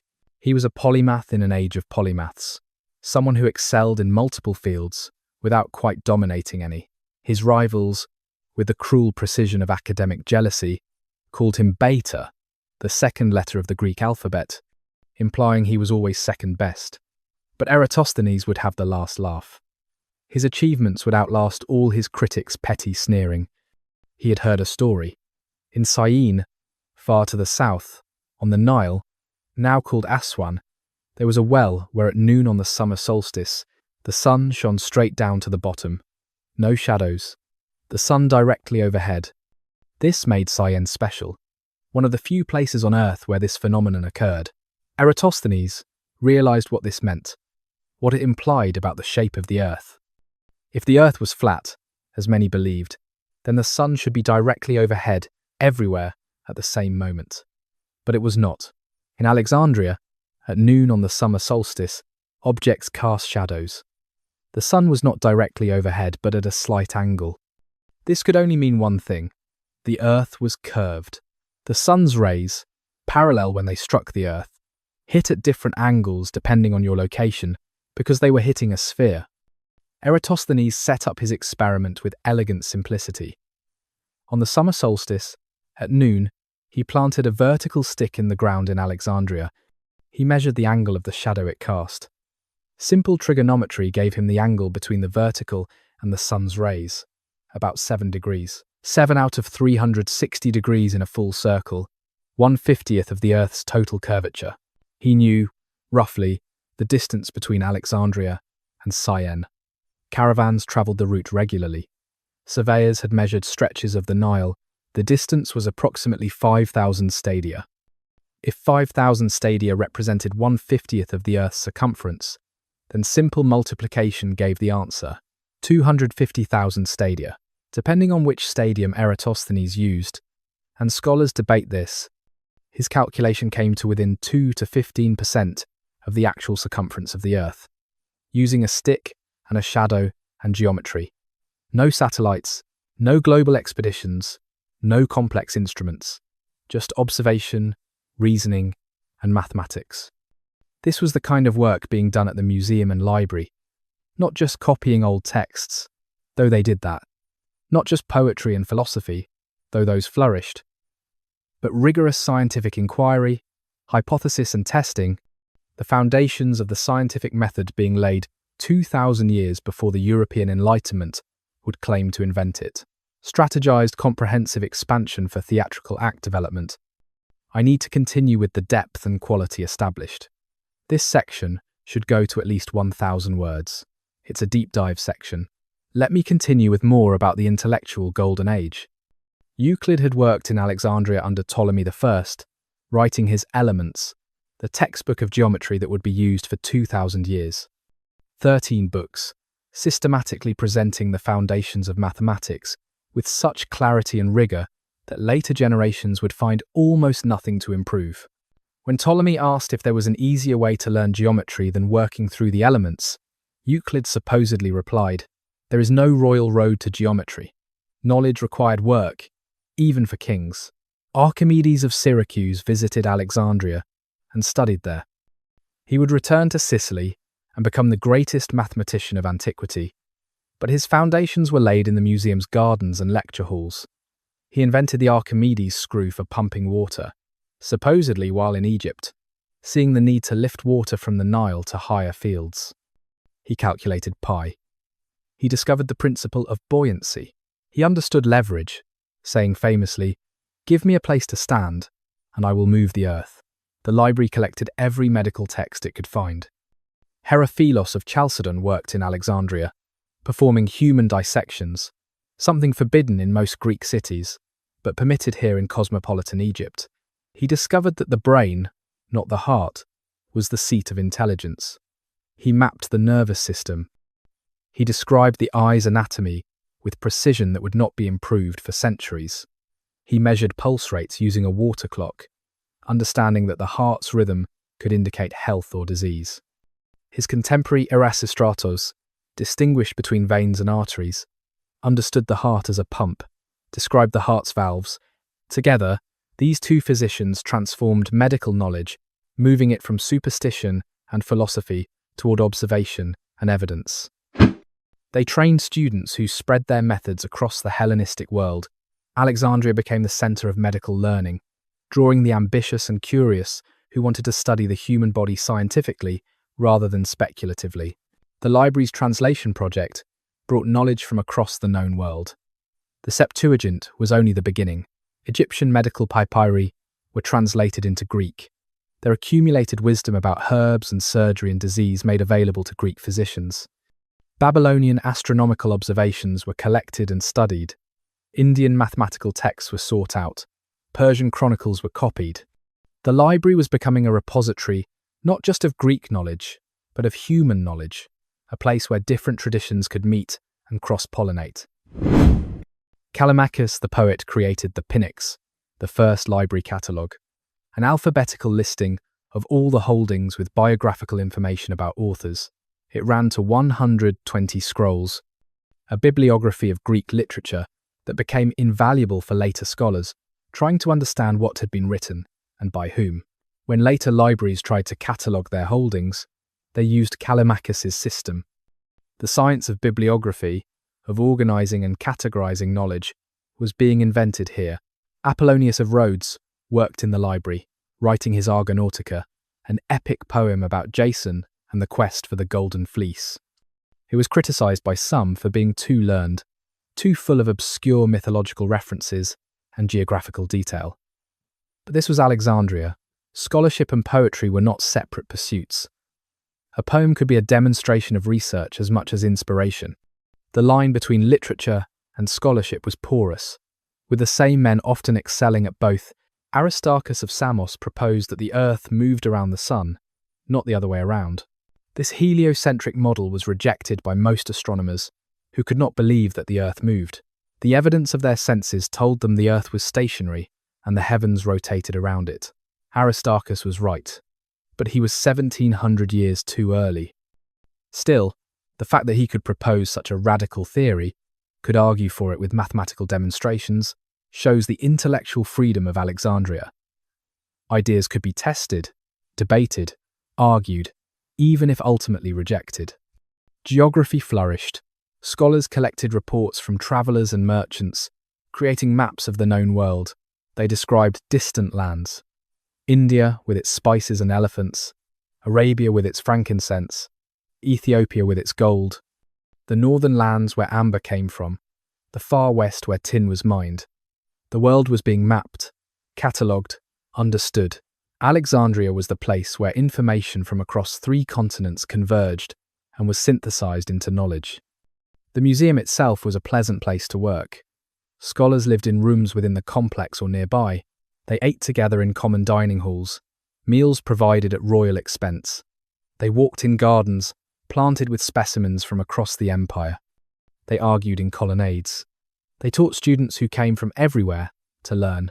They had access to the library's vast collection, could request any text and have it brought to them.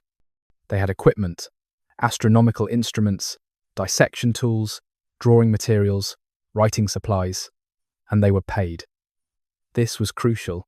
Freed from the need to earn a living through teaching or other work, scholars could dedicate themselves entirely to research and writing. This was unprecedented. In Athens, philosophers had to support themselves or find wealthy patrons. In Alexandria, the Ptolemies were the patrons, and their resources seemed limitless. If you could get an appointment to the museum, your material needs were met. You could think. The intellectual ferment was extraordinary. Imagine walking through the museum's grounds in the mid-3rd century BC. In one lecture hall, a mathematician is demonstrating a proof.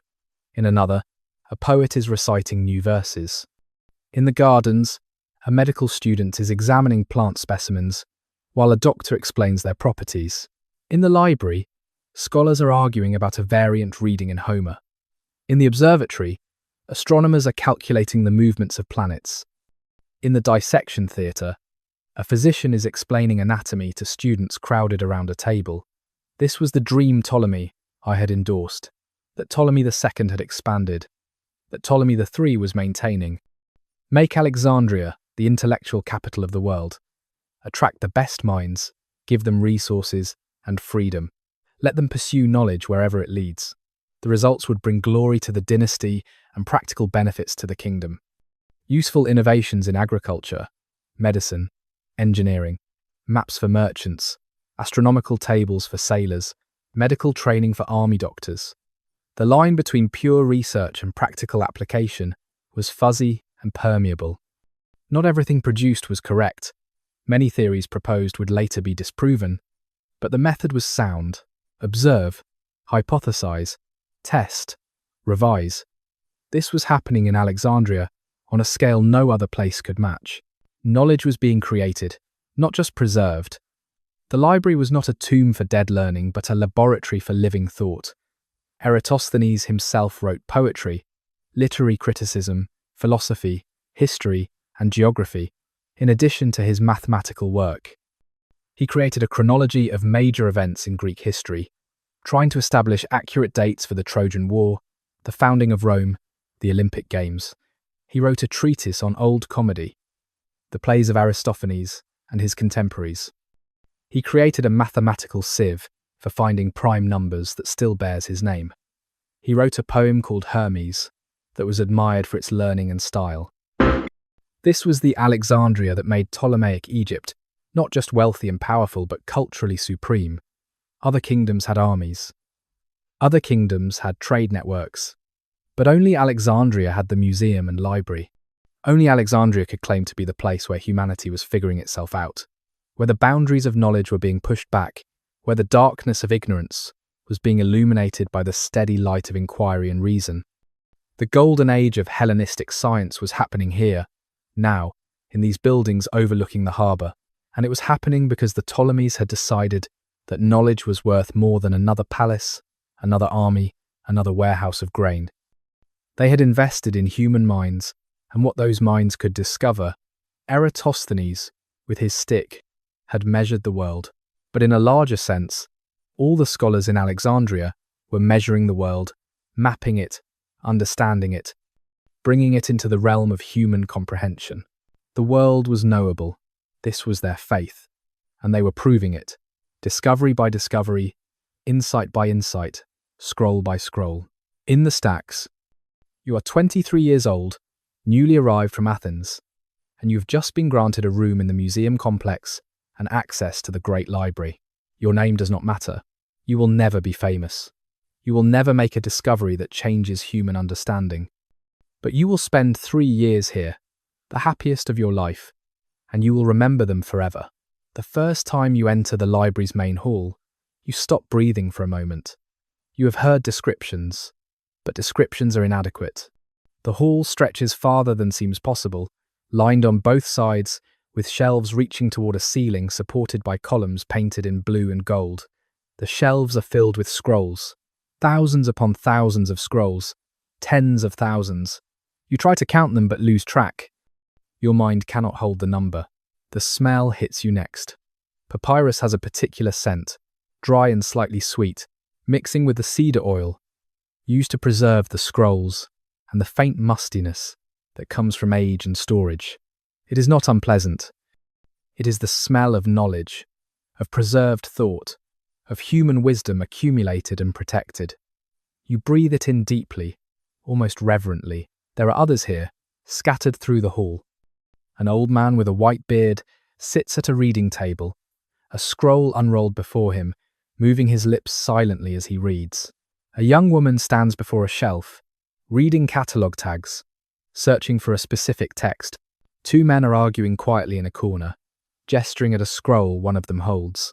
A librarian moves through the stacks, returning scrolls to their proper places. The light comes from high windows and from oil lamps placed throughout the hall. It is softer than sunlight, gentler on the eyes for long reading. The hall is cool despite the Egyptian heat outside. The thick walls and high ceilings create natural ventilation. You could work here all day in comfort. You approach the main catalogue, the Ptolemaics created by Callimachus. It is a series of scrolls listing all the library's holdings alphabetically by author and subject. You unroll the section covering philosophy, your area of study. The names flow past: Anaxagoras, Anaximander, Anaximenes, Antisthenes, Aristotle, each name followed by a list of works, some of which you know, others you have never heard of. Under Aristotle alone, the list continues for several lines.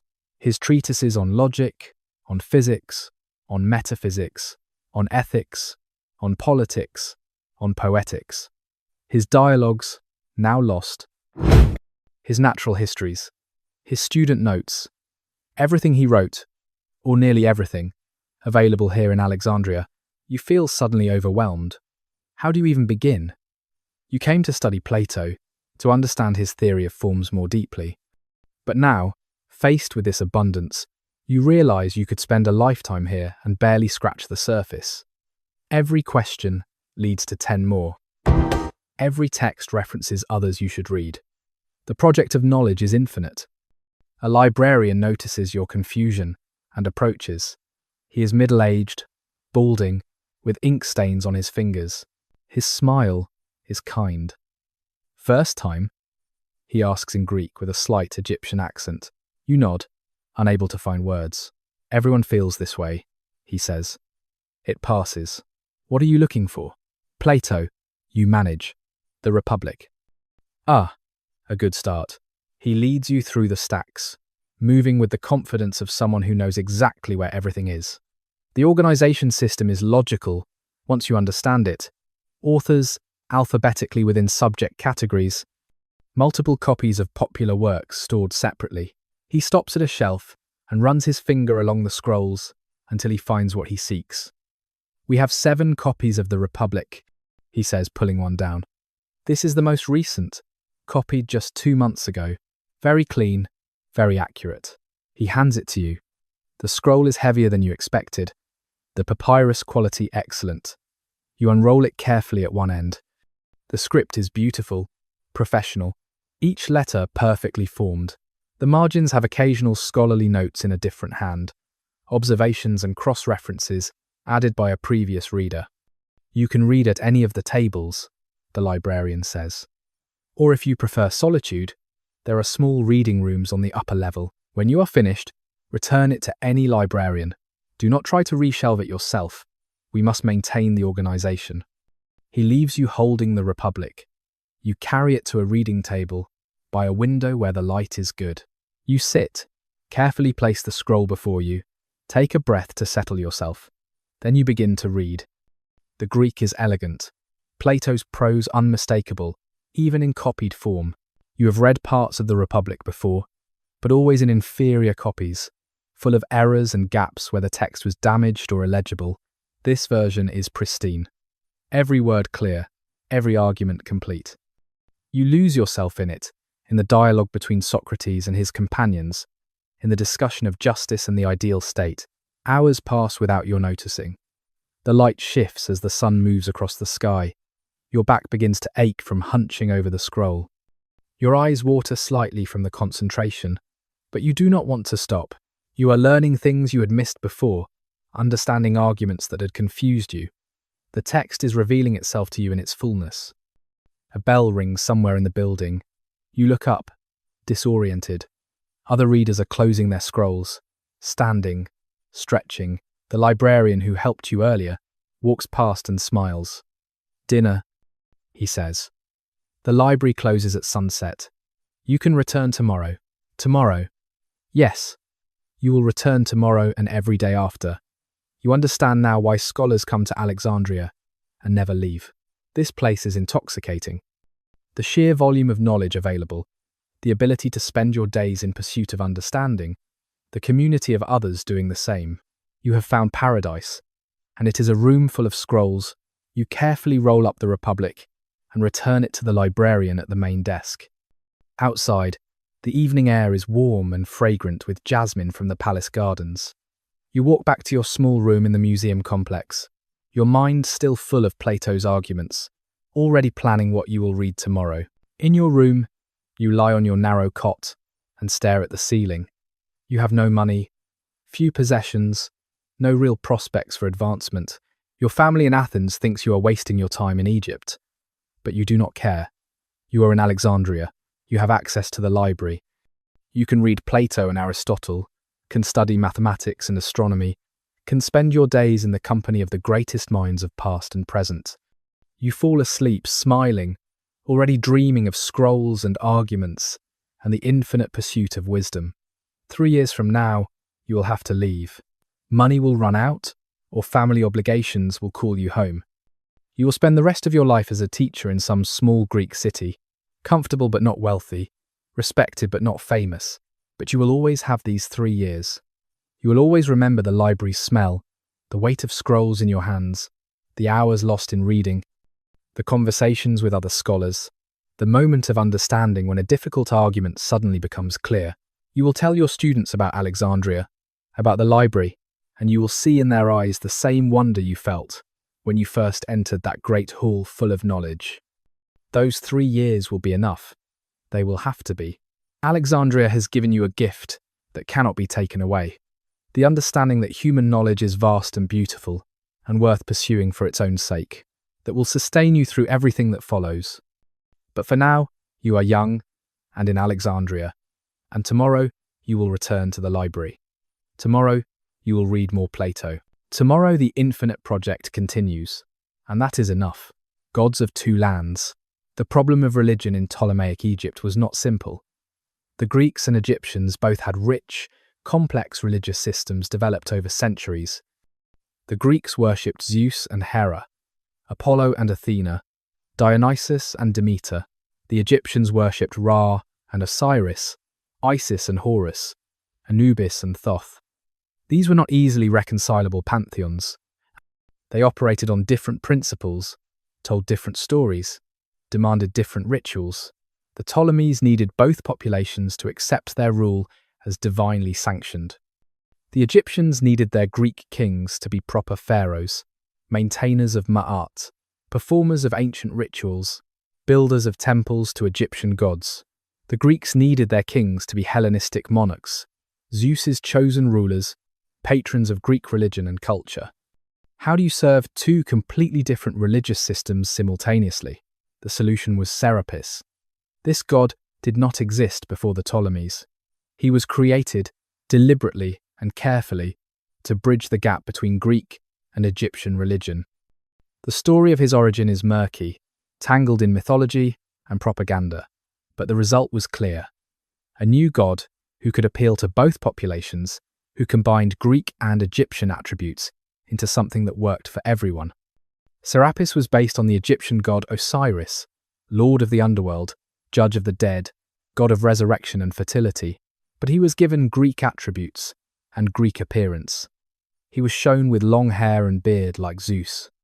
He was associated with Dionysus, god of wine and ecstasy. He was connected with healing like Asclepius. He had aspects of Hades, Greek lord of the underworld. He was, in effect, a composite deity, a greatest hits collection of Greek and Egyptian divine attributes. The name itself was a fusion. Osiris Apis became Osirapis, became Serapis. Apis was the sacred bull worshipped in Memphis, identified with Osiris after death. The Apis bull was real, an actual bull kept in the temple, cared for by priests, identified by specific markings as the living manifestation of the god. When the Apis bull died, it was mummified and buried in the Serapeum at Saqqara, an enormous underground complex of tunnels and chambers, holding generations of sacred bulls in massive stone sarcophagi. Serapis worship began in Memphis, but was moved to Alexandria, where a magnificent Serapeum was built. This was not a traditional Egyptian temple, all enclosed and mysterious. It followed more Greek principles, with an open courtyard and colonnaded approaches. But inside, Egyptian elements dominated: hieroglyphs, sacred lakes, crypts. The cult statue showed Serapis enthroned, bearded and majestic, with a basket on his head symbolizing fertility. The statue was said to work miracles, heal the sick, answer prayers. Pilgrims came from across the Mediterranean. The theology was carefully constructed. Serapis was married to Isis, the most popular Egyptian goddess, mother figure and protector. Isis had a cult that would eventually spread across the entire Roman Empire, but it began here in Egypt. She represented feminine power, magic, motherhood, wisdom. Pairing Serapis with Isis created a divine couple that both Greeks and Egyptians could relate to. The Greek population accepted Serapis relatively easily. He looked Greek, had Greek attributes, fit into their understanding of how gods worked. If this new god was powerful, could grant favors, had impressive temples, why not worship him? The Greeks were polytheistic and flexible. Adding another god to the pantheon was not difficult. The Egyptian population took longer to warm to Serapis. They had Osiris already. Why did they need this Greek version? But the Ptolemies were clever. They did not try to replace Egyptian gods with Serapis. They presented him as an addition, a new manifestation of old powers. And crucially, they continued building traditional Egyptian temples, supporting traditional Egyptian cults. The Ptolemies proved they respected the old gods by the resources they poured into ancient temples. The Temple of Horus at Edfu, begun in 237 BC under Ptolemy III, took nearly 200 years to complete. It followed traditional Egyptian architecture exactly: massive pylon gateway, open courtyard, hypostyle hall with columns like a forest, sanctuary at the deepest point where only priests could go. The walls were covered with hieroglyphs and reliefs, showing the king performing rituals, smiting enemies, offering to the gods, traditional images in traditional style. But look closely at those reliefs, and you see Ptolemaic faces under the Egyptian crowns. The kings shown are Greeks, but they are depicted in purely Egyptian style. The hybridization works both ways. The Ptolemies become Egyptian in the temples, even as Egyptian gods become Hellenized in Alexandria. The Temple of Isis at Philae, on an island in the Nile near Aswan, became one of the most beautiful sacred sites in Egypt. Multiple Ptolemaic rulers expanded it over generations. The island itself became sacred, associated with the myth of Osiris's death and resurrection. Pilgrims came to celebrate mysteries, secret rites connected with death and rebirth. The temple complex included chapels, colonnades, a birthhouse where Isis gave birth to Horus. It was romantic and mysterious, perched on its island with the Nile flowing around it. At Kom-Ombo, the Ptolemies built a unique temple dedicated jointly to two gods, Sobek, the crocodile god, and Horus, the falcon god. The temple is split exactly down the middle, with duplicate halls and sanctuaries for each deity. This was unusual but not unprecedented. What matters is that the Ptolemies understood Egyptian religion well enough to navigate its complexities, to build temples that worked within Egyptian theological frameworks. The religious synthesis extended beyond architecture. Festivals combined Greek and Egyptian elements. The Ptolemaic celebrated the dynasty with processions that included both Greek athletic contests and Egyptian religious pageantry. Priests of Egyptian temples learned Greek. Greek settlers adopted Egyptian gods, especially Isis, who had universal appeal. Intermarriage between Greeks and Egyptians, while not common in the early Ptolemaic period, did happen, and the children of such unions often worshipped both pantheons. The deification of the Ptolemaic rulers themselves was another layer of complexity. Greek ruler cult was a relatively new phenomenon, but it took root in Alexandria. The Ptolemies presented themselves as gods during their lifetimes, establishing cults with priests and festivals. After death, they were incorporated into the divine pantheon fully. Arsinoe II had her own temples, later queens would too, and, to Egyptians, this made sense. The pharaoh had always been divine, the living Horus. Worshipping the king was traditional. To Greeks, it required more adjustment, but they made it. Alexander had been declared a god.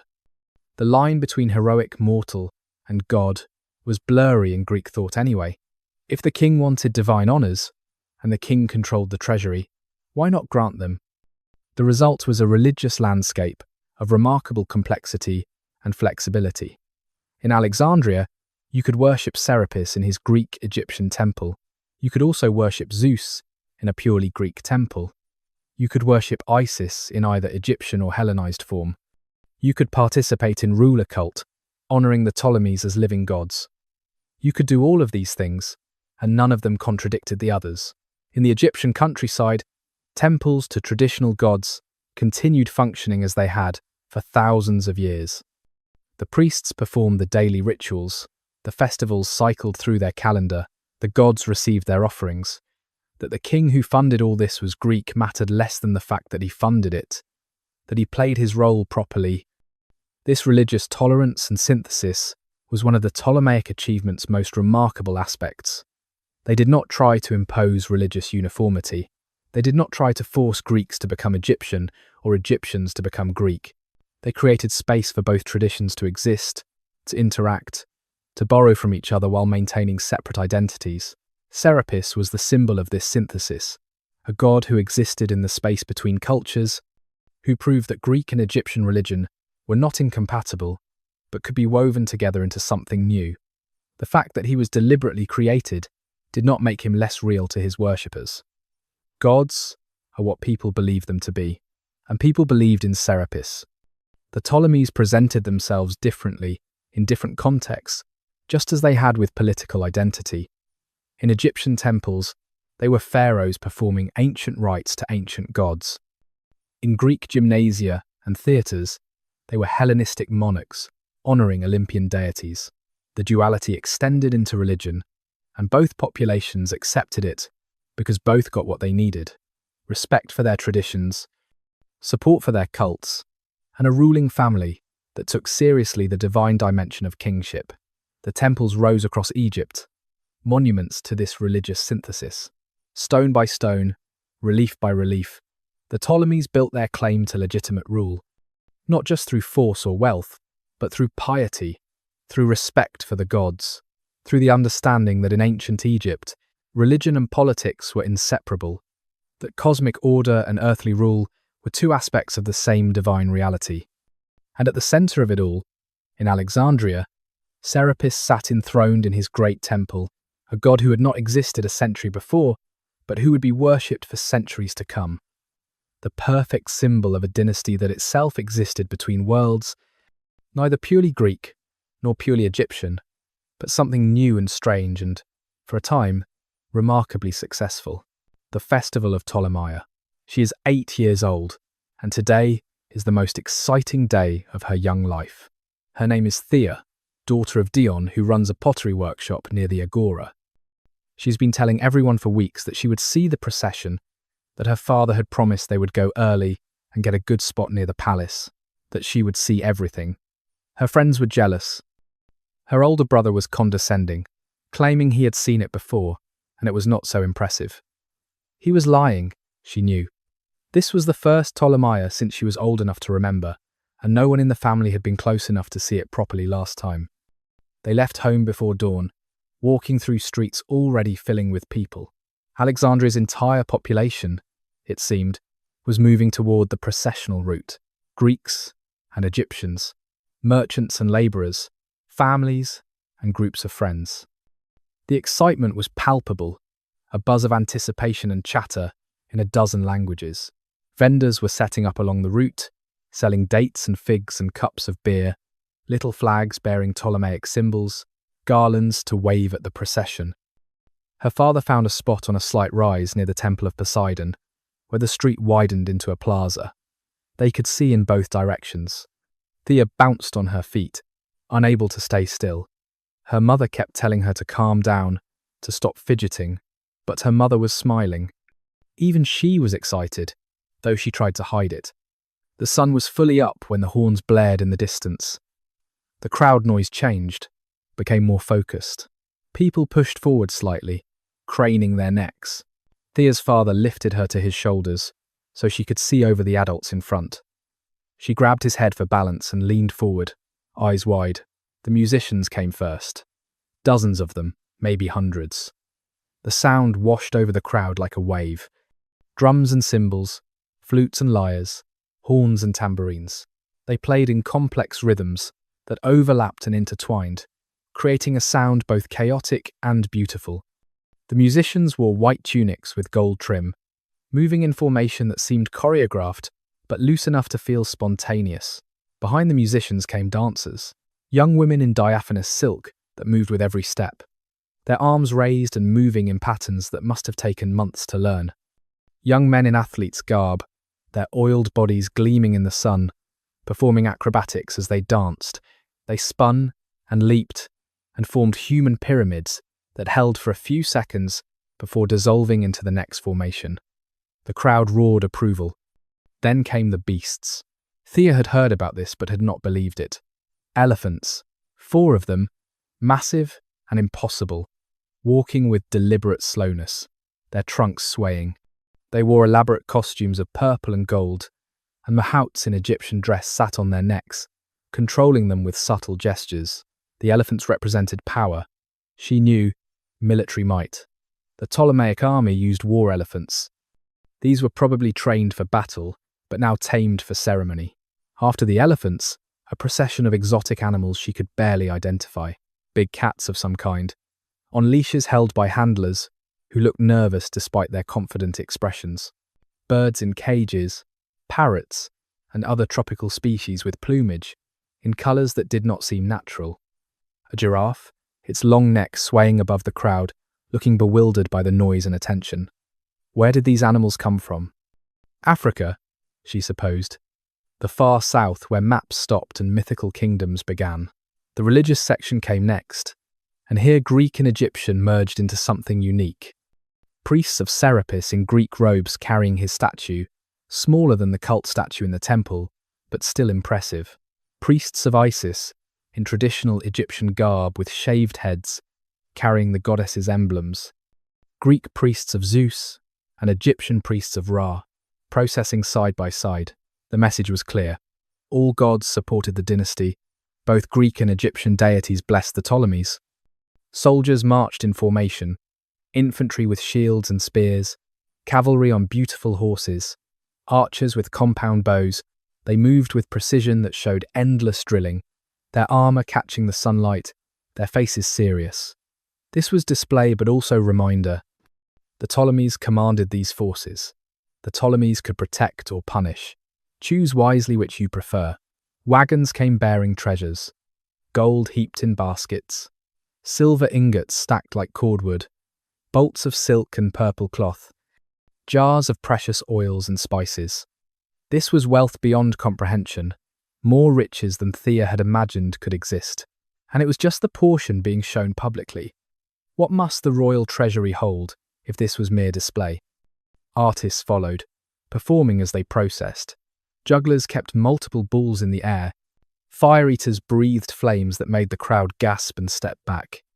Magicians performed illusions, making flowers appear from empty hands. Actors in masks, representing gods and heroes, struck dramatic poses. This was theatre in motion, entertainment on a scale that individual families could never afford, but which the state provided freely. Then the royal family. The crowd's roar became deafening. King Ptolemy Philadelphus rode in a chariot pulled by 4 white horses. He wore purple robes and a golden diadem, his expression serene and confident.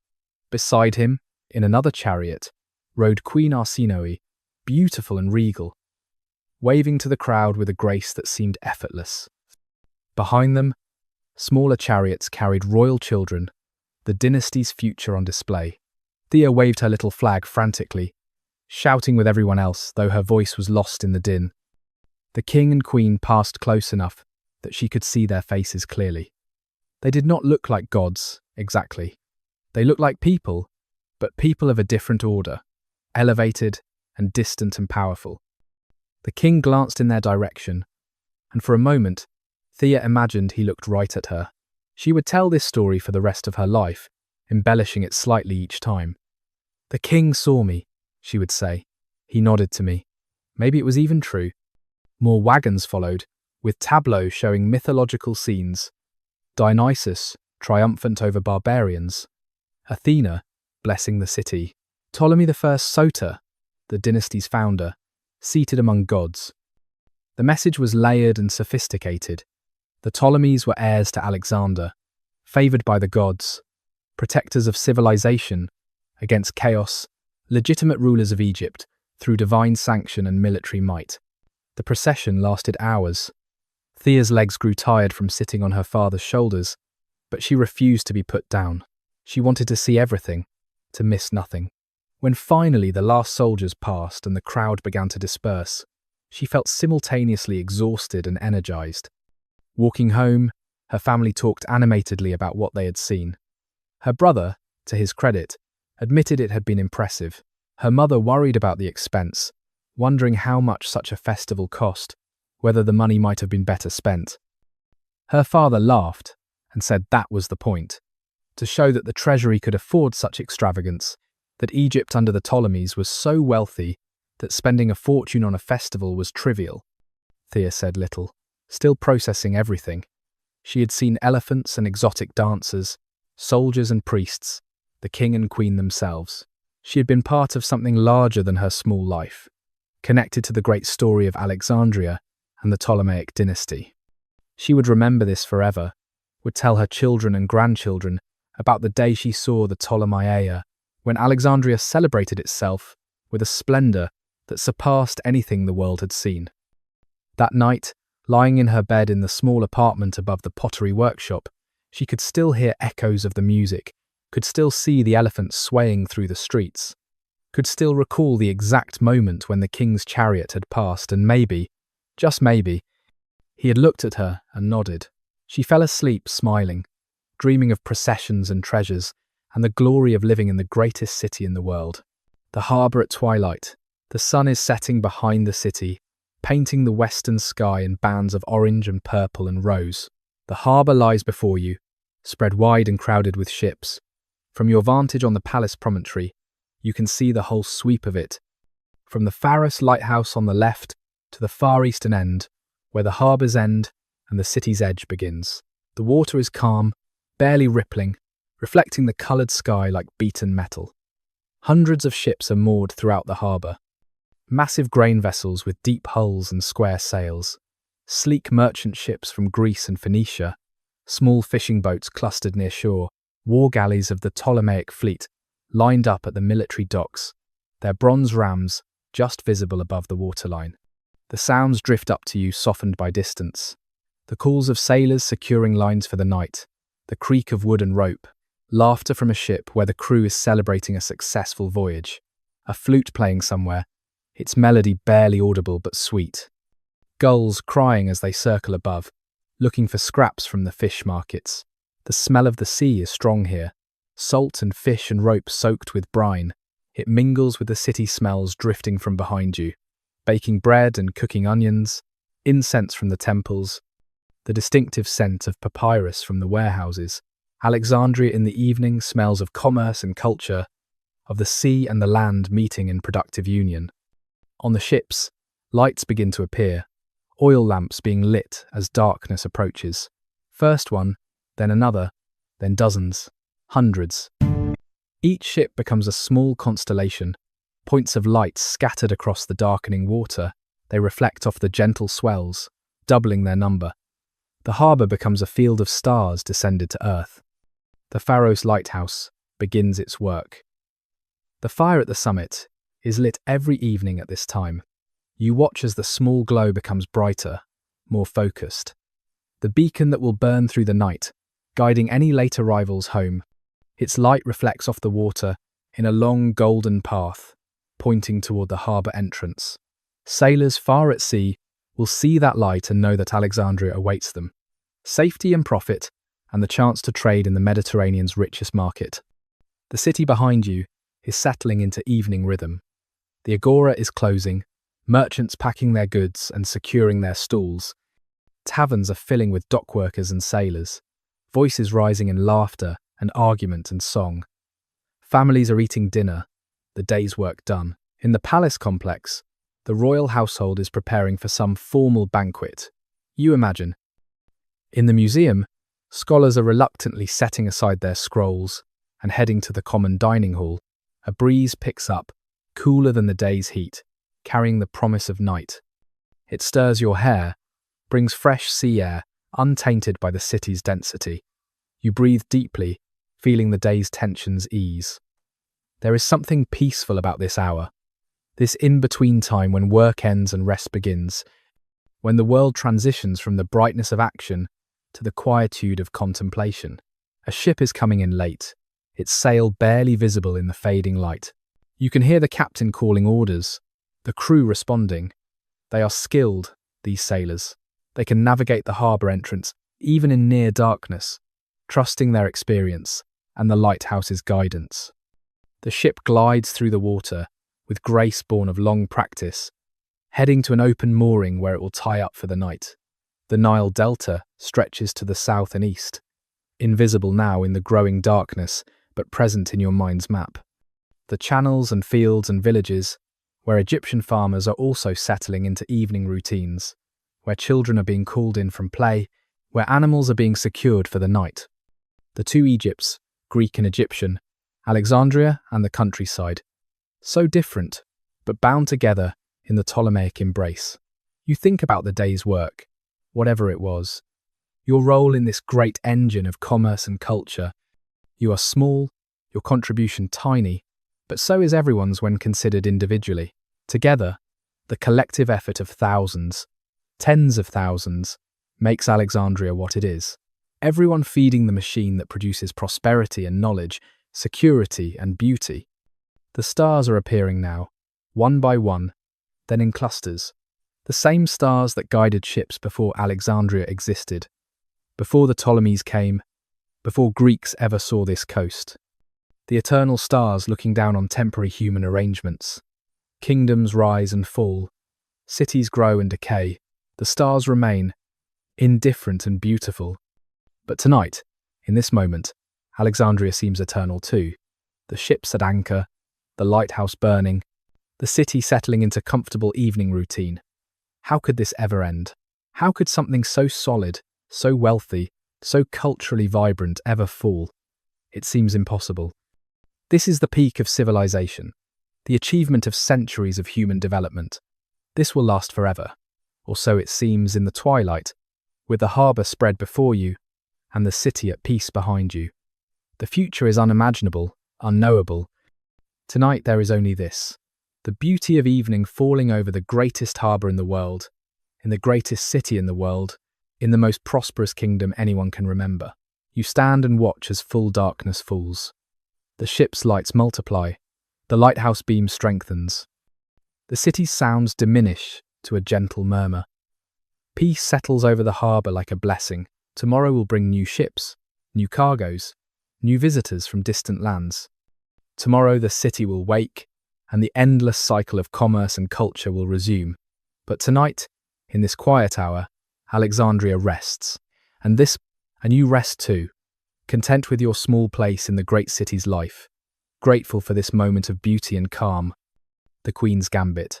The Ptolemaic dynasty was unusual in many ways, but perhaps none more striking than the prominence of its women. In a world where women's political power was typically exercised indirectly, through sons or husbands, the Ptolemaic queens ruled as co-regents, commanded armies, controlled treasury resources, and appeared on coins with their own titles and honours. They were not merely royal wives, they were partners in power. This began with Arsinoe II, sister and wife of Ptolemy II Philadelphus, and the template she established would influence the dynasty for the next 2 centuries. Arsinoe was born around 316 BC, daughter of Ptolemy I and Berenice. She was raised in the palace at Alexandria, educated in Greek literature and politics, trained from childhood to understand power and how to wield it. Her father's court was sophisticated and cosmopolitan.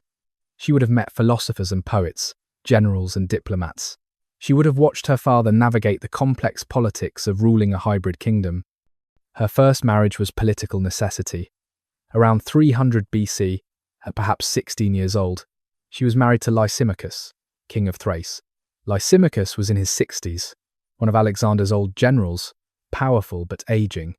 This was alliance diplomacy. Ptolemy binding his kingdom to Thrace through his daughter's womb.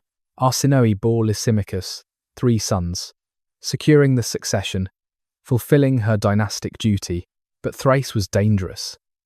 Lysimachus's court was full of intrigue and ambition. He had sons from previous marriages who saw Arsinoe's children as threats. The political manoeuvring became deadly. Arsinoe has been accused by ancient sources of playing a role in the execution of Agathocles, Lysimachus's eldest son, by another wife. Whether she did or not, the accusation shows how dangerous palace politics could be. Anyone in power was suspected of murder because murder was such a common tool of advancement. In 281 BC, Lysimachus was killed in battle against Seleucus. His kingdom collapsed into chaos. Arsinoe fled with her sons to Macedon, then to Egypt, seeking refuge with her half-brother Ptolemy Keraunos. This was a fatal mistake. Keraunos murdered 2 of her sons and forced her to marry him to legitimize his claim to the Macedonian throne. Her 3rd son escaped to Illyria and survived. Arsinoe's life, so far, had been a series of disasters. 2 marriages for political convenience. Her husband killed, her sons murdered. She was 40 years old and apparently powerless. Many women would have retreated into obscurity, accepted a quiet life in some minor palace, waited for death. Arsinoe went to Alexandria. Her full brother, Ptolemy Philadelphus, welcomed her. He was married to Arsinoe I, his first wife, who had given him legitimate heirs. But Ptolemy Philadelphus was reportedly deeply in love with his sister. Perhaps he had always been. Perhaps her survival and return awakened something. The sources are unclear about timeline and motivation.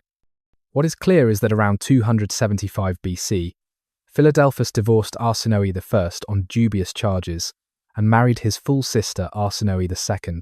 This scandalized the Greek world. Brother-sister marriage was incest, forbidden, unnatural. The Ptolemies justified it with Egyptian precedent, but Greeks were not mollified. Macedonians did not do this. But Philadelphus did not care about Greek opinion. He wanted Arsinoe as his queen and co-ruler. He wanted her political experience, her intelligence, her strength, and he got everything he wanted. Arsinoe II transformed the Ptolemaic monarchy. She was not just queen but co-regent. Her image appeared on coins alongside her brother husbands. She was given divine honours, worshipped as Arsinoe Philadelphus. She advised on foreign policy, influencing Egypt's wars with the Seleucids. She managed economic resources. She was involved in building projects and cultural patronage. She was, in every meaningful sense, a ruler. She understood power better than most men who held it. She had survived 2 terrible marriages, had watched her sons murdered, had been forced to marry her own half-brother killer. She had learned from all of it. She was ruthless when necessary, calculating always, and utterly committed to Ptolemaic power. She and Philadelphus made an effective team. He provided legitimacy and continuity. She provided experience and political acumen. Her reign, or co-reign, lasted only 5 years. She died in 270 BC, mourned by Philadelphus, who never remarried. He deified her completely, establishing temples and cults in her honour. The city of Arsinoe was renamed for her. The Arsinoite nome, a district in the Fayum, bore her name. She became one of the dynasty's patron gods, worshipped alongside the Olympians and the Egyptian pantheon. But her influence outlasted her life. She established the precedent that Ptolemaic queens could be powerful co-rulers. She showed that women could participate fully in royal power if they were intelligent and ruthless enough. She created a model that later queens would follow and expand. Cleopatra I, married to Ptolemy I in 193 BC, ruled as regent for her son after her husband died. She managed the kingdom effectively, navigated dangerous political waters, gave Egypt stability during a vulnerable period. When she died, her son was old enough to rule alone, but she had proven again that Ptolemaic queens could handle power independently. Cleopatra II married 2 brothers in succession, lived through decades of civil war, was deified and de-deified multiple times as political fortune shifted. She survived poisoning attempts, military coups, and family betrayals. She outlasted multiple husbands and rivals. She was still politically active in her 60s, still relevant, still dangerous. Cleopatra III murdered one son and may have tried to murder another.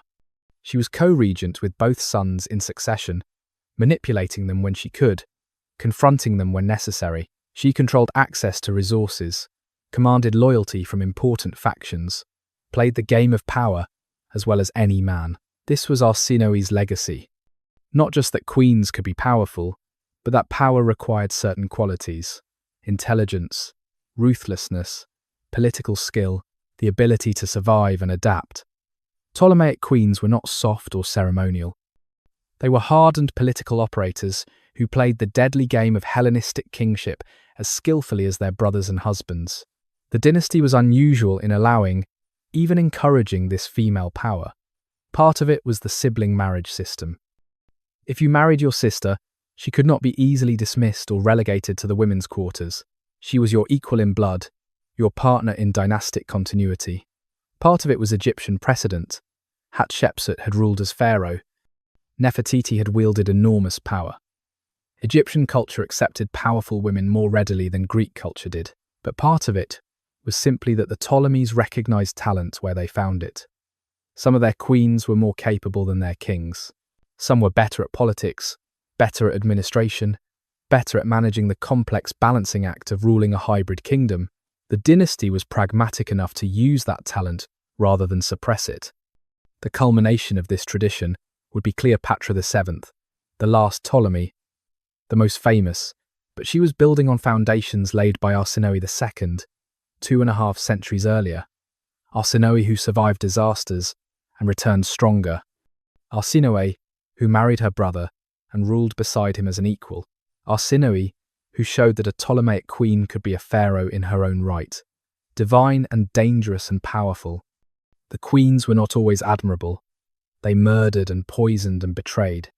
They were capable of great cruelty in pursuit of power, but they were never weak, never passive, never merely ornamental. They were players in the game, and some of them played it better than anyone else at the table.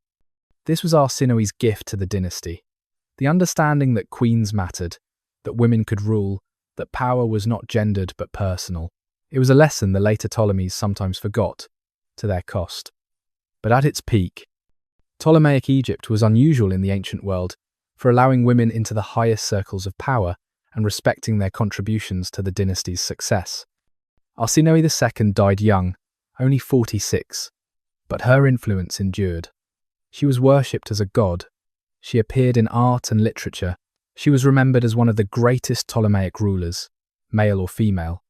She had taken the disasters of her early life and transformed them into experience, wisdom, power. She had partnered with her brother husband to guide Egypt through complex political waters. She had established precedents that would shape the dynasty for centuries, and when she died, Philadelphus mourned her genuinely, not just publicly, for political show, but apparently privately and deeply.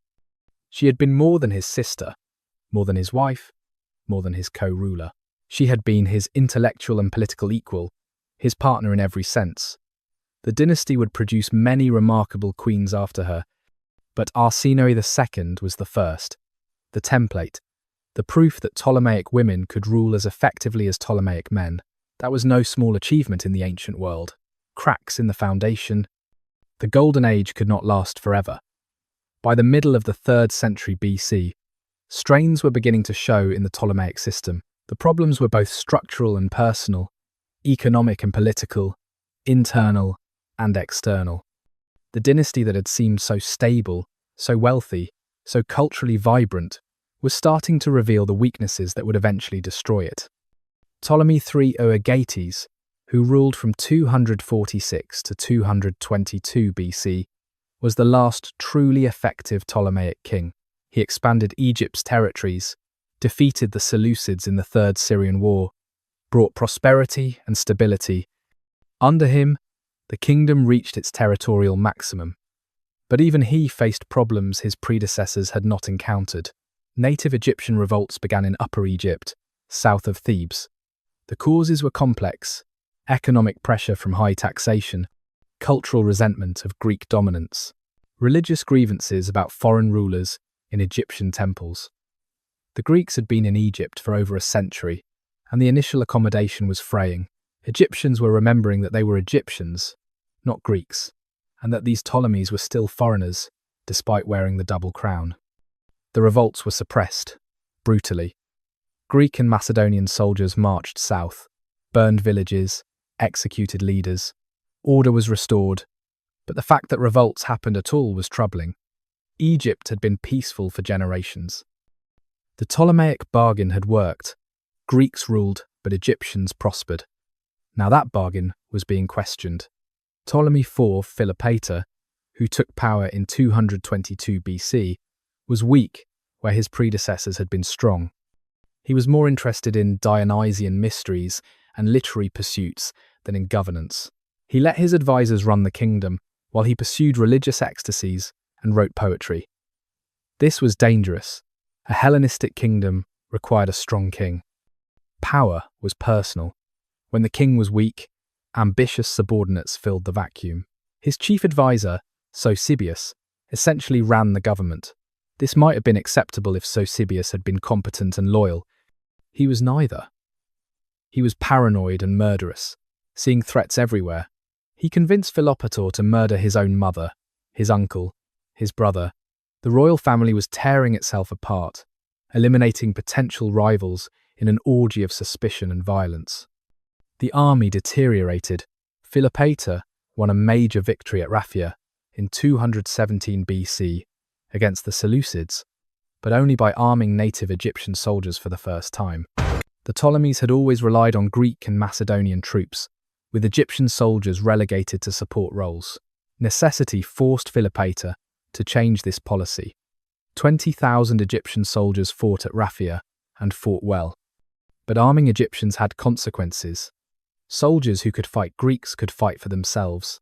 The Egyptian troops at Raphia realized they did not need Greek overlords. They had the skills and weapons and organization to resist. This emboldened the native population. Within years, another series of revolts erupted, larger and more serious than before.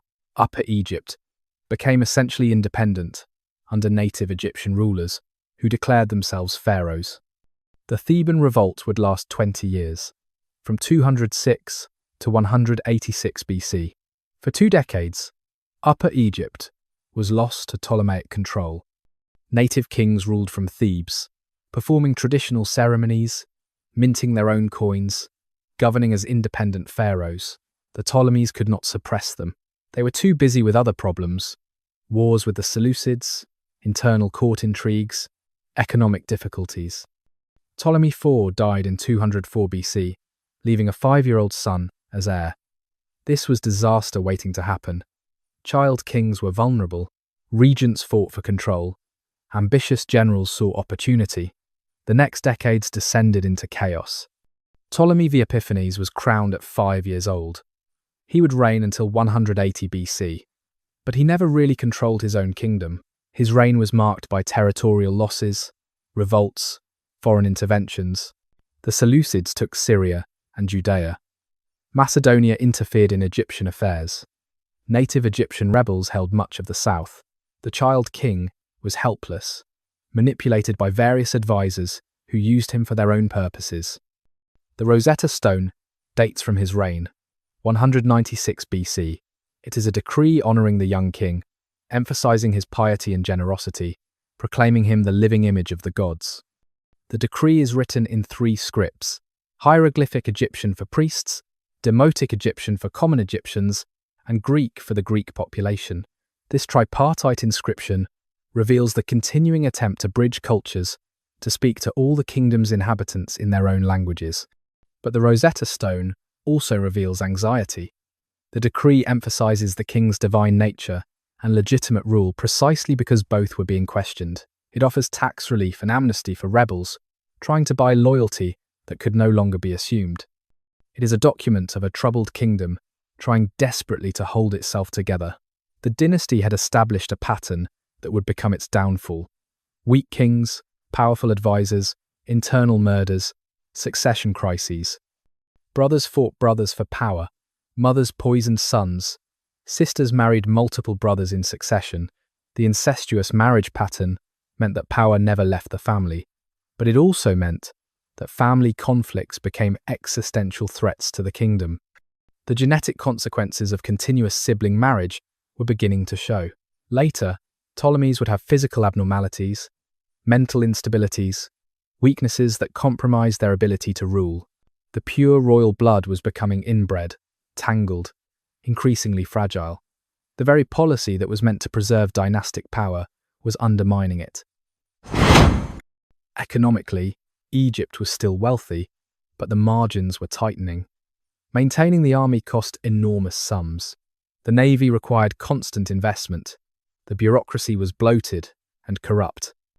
Tax revenues were declining as revolts disrupted agriculture, and Greek settlers stopped coming in large numbers. The library still functioned, the museum still attracted scholars, but the resources available for cultural patronage were shrinking. Externally, new powers were rising. Rome had defeated Carthage in the Second Punic War, ending in 201 BC. The Romans were turning their attention eastward, toward the rich Hellenistic kingdoms. They had not yet intervened directly in Egypt, but they were watching, calculating, waiting for opportunity. The great Mediterranean power that would eventually consume everything was beginning its inexorable expansion. The Seleucid Empire, Egypt's traditional rival, was also experiencing problems, but they were still dangerous. Wars between the Ptolemies and Seleucids had become routine, expensive, and usually indecisive. Both kingdoms were weakening each other through constant conflict. Neither could achieve decisive victory. Both were spending resources they could not afford, bleeding strength in wars that settled nothing. The Ptolemaic system, that had worked so brilliantly under the first 3 Ptolemies, was revealing its fragilities. The dual identity, Greek and Egyptian, required constant management and could break down if not carefully maintained. The centralized power structure made everything dependent on the king's strength and competence. The sibling marriage pattern concentrated power, but also concentrated rivalries and resentments. The economic model depended on Nile agriculture and Mediterranean trade, both of which could be disrupted. The cracks were showing. Not yet fractures, not yet collapse, but visible weaknesses that would widen over time. The dynasty would survive another century and a half, would have periods of recovery and strength, but the trajectory was now downward. The peak was past. What followed would be long decline, punctuated by brief rallies, the slow unravelling of the hybrid kingdom the first Ptolemies had built with such genius and audacity. Egypt, in the late 3rd century BC, was still wealthy, still powerful, still culturally vibrant. But the foundations were cracking. The weight they bore was too great. The stresses were too many. Time and circumstance were working against the Ptolemaic project. The impossible synthesis of Greek and Egyptian was beginning to come apart. And to the west, across the Mediterranean, Rome watched and waited and prepared to inherit everything. The native rebellion. The revolt began in Thebes in 206 BC, and it changed everything. For the first time since Ptolemy I established the dynasty, native Egyptians were actively and effectively resisting Ptolemaic rule. They were not just rioting or engaging in isolated incidents of violence. They were organizing, establishing independent government, declaring their own pharaohs, attempting to restore native Egyptian rule to at least part of Egypt. The causes ran deep. Over a century of Greek dominance had created a two-tier society. Greeks controlled government, commanded the army, owned the best land, ran the most profitable businesses. They lived in cities, especially Alexandria, enjoying high culture and economic opportunity. Egyptians tilled the fields, performed manual labor, served Greek masters, and paid taxes that enriched a foreign elite. The Ptolemies had tried to maintain balance. They respected Egyptian religion, built Egyptian temples, performed pharaonic rituals, but respect was not equality. And increasingly, Egyptians were realizing that these Greeks wearing Egyptian crowns were still Greeks. They spoke Greek among themselves. They educated their children in Greek culture. They thought of Egypt as a place to exploit rather than a homeland to cherish. The military situation provided opportunity. Ptolemy V was a child king, controlled by regents who were fighting each other for power. The Ptolemaic army was stretched thin, dealing with threats from the Seleucids and problems throughout the Mediterranean possessions. Upper Egypt, remote and traditionally more independent, saw a chance to break free. The rebels found leaders, native Egyptian priests and local officials who remembered older traditions, who had connections with the common people, who could organize resistance. They declared independence, established their own administration, crowned their own pharaohs. The names of some of these rebel kings survive. Horwenifer and Anquenifer, ruling successively in Thebes as legitimate pharaohs in opposition to the Ptolemies. For 20 years, from 206 to 186 BC, they held out. They controlled Thebes and much of Upper Egypt. They collected taxes, administered justice, performed religious ceremonies. They were, for 2 decades, the legitimate government of southern Egypt. The Ptolemies claimed to rule the whole country, but could not enforce that claim in the south. The rebellion was both nationalist and religious. Egyptians were reclaiming their country from foreign rulers, but they were also reclaiming their religious sites from Greek appropriation. The great temples of Luxor and Karnak in Thebes belonged to Egyptian gods, served Egyptian cosmic order. Having Greek kings depicted on temple walls as pharaohs was acceptable only as long as those kings maintained Egyptian traditions. When the Ptolemies showed themselves to be Greek first and Egyptian second, that acceptance evaporated. The Ptolemies tried multiple approaches to suppress the revolt. Military expeditions marched south, attempting to retake Thebes.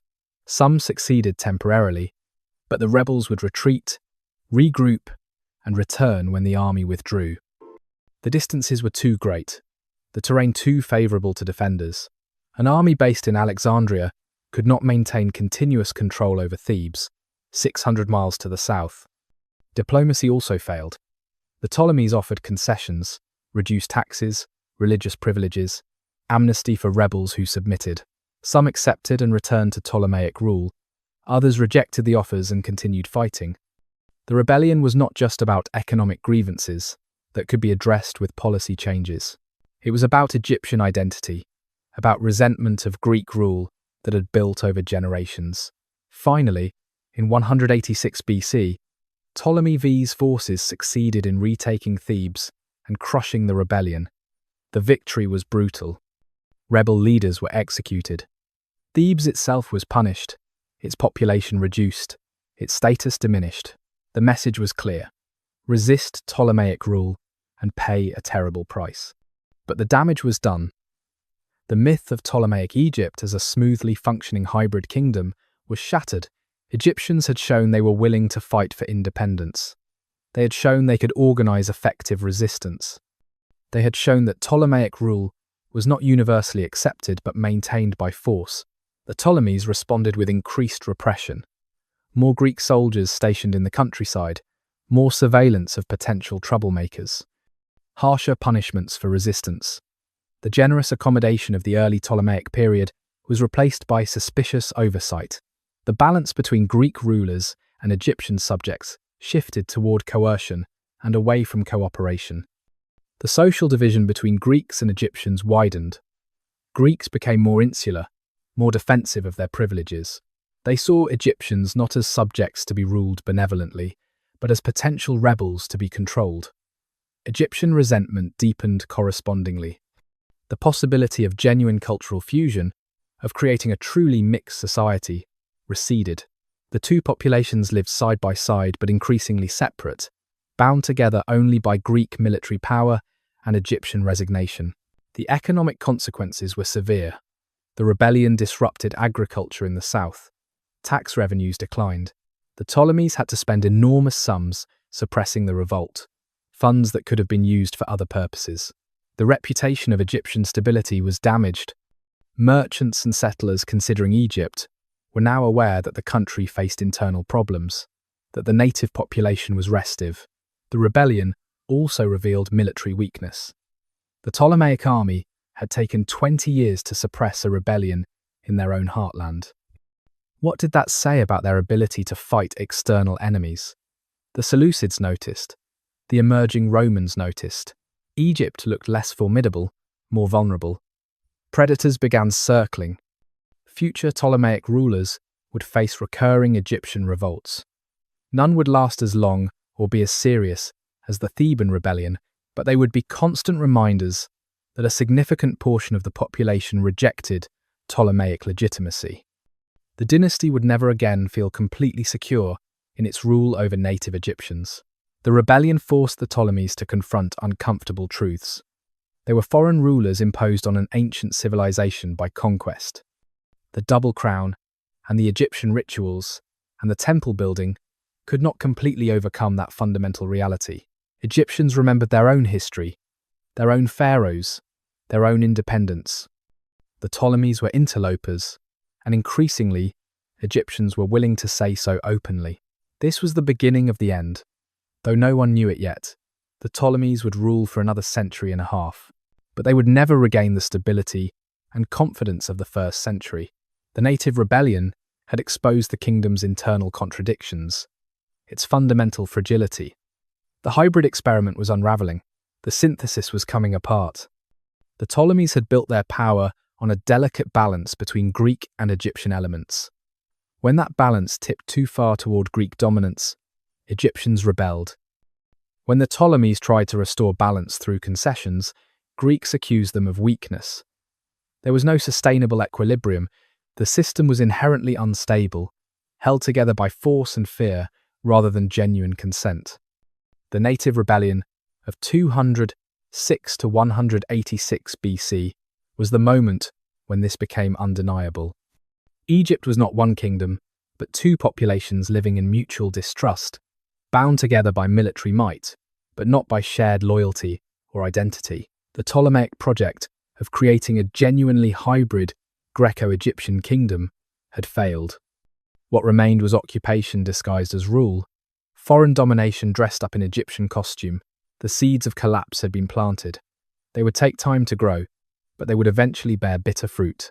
In the fields of the Delta, Uapaneb, 30 years old, born in this village of 800 souls in the western Nile Delta, where your family has farmed since before anyone can remember. You are Egyptian, purely, with no Greek blood and no Greek connections. You speak Egyptian, worship Egyptian gods, maintain Egyptian traditions. You are, in your way, the real Egypt, the enduring Egypt, the Egypt that was here before the Greeks came and will be here after they leave. It is morning, early, the sun just clearing the horizon and painting the canal waters gold. You stand in your field, small plot of land, your family owns through some complicated arrangement with the royal administration that you do not fully understand. Something about royal land leased to tenants with hereditary rights. The details are handled by officials who speak Greek and write on papyrus in scripts you cannot read. What matters is that you farm this plot as your father did and his father before him. Barley mostly, some wheat, vegetables in smaller sections. The Nile flood came 3 months ago, regular and generous, depositing fresh silt that makes Egypt the most fertile land in the world. You have planted, and now the crops are growing, green shoots pushing through rich black earth. The work is hard but familiar. You break clods with a hoe, check irrigation channels, pull weeds that compete with your crops. Your back aches. Your hands are calloused. The sun beats down with increasing heat as morning advances. This is your life, and always has been. This is what it means to be an Egyptian farmer in the Delta. But something has changed. You feel it like pressure in the air before a storm. The Greeks are nervous. You see it in the soldiers who patrol the canals more frequently now. You hear it in the voices of the tax collectors who come to assess your harvest and determine what you owe. There was trouble in the south, you know, fighting in Thebes. Egyptians rising against the Ptolemies, trying to restore native rule. The rebellion failed. Thebes was retaken. The leaders were killed. But the fact that it happened at all has changed things. The Greeks look at you differently now, not as a loyal subject to be managed, but as a potential threat to be controlled. You feel their eyes on you, suspicious, calculating. The tax collector arrives mid-morning, riding a donkey, accompanied by 2 soldiers. He is Greek, young, maybe 25, educated and soft-handed. He speaks Egyptian, but his accent is terrible, mangling words you have known since childhood. He carries a wax tablet for calculations and wears a signet ring marking his official status. Paneb, son of Amenhotep, he asks, consulting his notes. Yes, you answer, straightening from your work. You do not like tax collectors, but you are not foolish enough to show disrespect. They have power. They can make your life difficult. You have children to feed. He walks your field, estimating the yield. His calculations are quick, practiced. He has done this in dozens of fields before yours. You will owe 350 deben of grain, he announces. After harvest, the collectors will return. 350 deben, more than last year, more than the year before. The amount keeps climbing, while your yield stays roughly the same. The difference comes from your family, from what your children eat, and what you can trade for necessities. The Greeks are squeezing harder. That is too much, you say, carefully, keeping your voice neutral. The field produces less than that. Your assessment is recorded, he says, making a notation on his tablet. 350 deben. Failure to pay will result in penalty and possible confiscation of property. The soldiers behind him shift slightly. The threat is unspoken but clear. You can complain, but you will pay. One way or another, you will pay. After they leave, you return to work, but the morning's contentment is gone.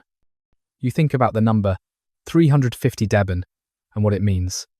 Your children's faces flash through your mind, your wife's worry when you tell her, the calculation of how little you can keep and still survive. You think about Thebes, about the rebellion, about Egyptians who said no and tried to throw off Greek rule. They failed. They were killed. But they tried. Does that count for something? Is it better to die resisting than to live paying taxes that grow heavier each year? Your neighbour Ketty works the adjacent field. He is older, 50 or so, grey-haired and tired-looking. He has heard the exchange with the tax collector. When they are gone, he walks over to the boundary between your plots. Every year it gets worse. he says quietly. Yes, you agree. My father says it was not like this under the Persians. The Persians were foreigners too, but they did not squeeze so hard. They left Egyptians alone as long as taxes were paid. These Greeks are everywhere, in everything, taking more and giving less. You say nothing. These are dangerous words. There are informers in every village. Greeks pay for information about Egyptian dissatisfaction. Keti knows this, but seems beyond caring. The pharaoh is not Egyptian. Keti continues, his voice barely above a whisper. He wears the crown, speaks the words, performs the rituals, but he is not ours. He is theirs. Everything is theirs now. The land, the crops, the temples, even the gods are becoming Greek. Serapis. He spits the name like a curse. You understand his anger. You share it. But you are younger, with more to lose. We endure, you say. Egypt endures. It always has. For how long? Keti asks. How long do we endure before there is no Egypt left to save? Only fields full of Egyptians, working for Greek masters, remembering a past we cannot restore. He walks back to his field, and you return to your work, but his words stay with you. You hoe and weed, and think about taxes and Greeks, and the weight of foreign rule that grows heavier every year. At midday, you break for the meal your wife has brought. Bread and onions, dates and weak beer. Simple food for simple people. You sit in the shade of a palm and eat while your wife tells you about the village, about births and deaths and small dramas that fill her days. The priest says there will be a festival next month, she mentions, for Osiris. 3 days of celebration. Will you go? You ask. Of course. The whole village will go. She pauses, then adds, the Greeks invited themselves. They want to observe our festival, to learn our customs, they said. You grunt. The Greeks are always doing this, inserting themselves into Egyptian life, observing, recording, studying, making Egyptian culture into something to be examined and catalogued. It makes you feel like an exotic animal in one of their zoological gardens, something to be stared at and commented upon. Your wife sees your expression. It does not matter, she says softly. The festival is for us, for Egyptians. They can watch if they want. They do not understand it anyway. They see the outer forms but miss the meaning. She is probably right. The Greeks think they are sophisticated, educated, superior, but they understand nothing of Egypt. Not really. They live on the surface of your country, enjoying its wealth without comprehending its soul. They will leave someday. All conquerors leave eventually. Egypt will remain, waiting patiently for the foreigners to depart and true pharaohs to return. You believe this? You have to believe this. The alternative is despair. You finish eating and return to work. The afternoon stretches ahead, hot and long. Your body moves through familiar motions while your mind circles uncomfortable thoughts. 350 Deben, more mouths to feed, less margin for error or bad luck. The constant pressure of living under foreign rule in your own land. By evening, you are exhausted, covered in sweat and dirt, hands cramping from holding the hoe. You walk home through fields where other farmers are also finishing their day's work. You exchange nods and brief words. Everyone looks tired. Everyone feels the same pressure. At home, your children run to greet you. They are young enough to still be happy, still be innocent of the larger problems. Your wife has dinner ready, more bread and vegetables, a small piece of fish when fish can be afforded. You eat together, grateful for food and family even as you worry about the future. After dinner, after the children are asleep, you sit outside in the cooling darkness. The stars are brilliant. The Milky Way, a river of light across the sky, the same stars that shone on the pyramid builders, on the great pharaohs, on Egypt in all its ancient glory. The stars do not change. Only the people beneath them change. You are Egyptian. You will endure. Your children will endure. Egypt will endure. This is what you tell yourself as you sit in the darkness, listening to the night sounds of the delta, feeling the weight of foreign rule like a stone on your chest. Tomorrow you will return to the field. You will work the land your ancestors worked. You will pay the taxes the Greeks demand. You will survive, because that is what Egyptians do. You will endure. And perhaps someday, though you will probably not live to see it, Egypt will be Egyptian again, a queen's inheritance. In 51 BC, a girl of 18 inherited a kingdom in ruins. Cleopatra VII, daughter of Ptolemy XII Auletes, the flute player, took the throne of Egypt at a moment when the Ptolemaic dynasty seemed destined for extinction. The kingdom her ancestors had built with such genius and audacity was broken, bankrupt, and essentially a client state of Rome. Her father had spent his reign desperately trying to buy Roman support, paying enormous bribes to maintain his throne. He died leaving Egypt, drowning in debt, and his children fighting over the scraps.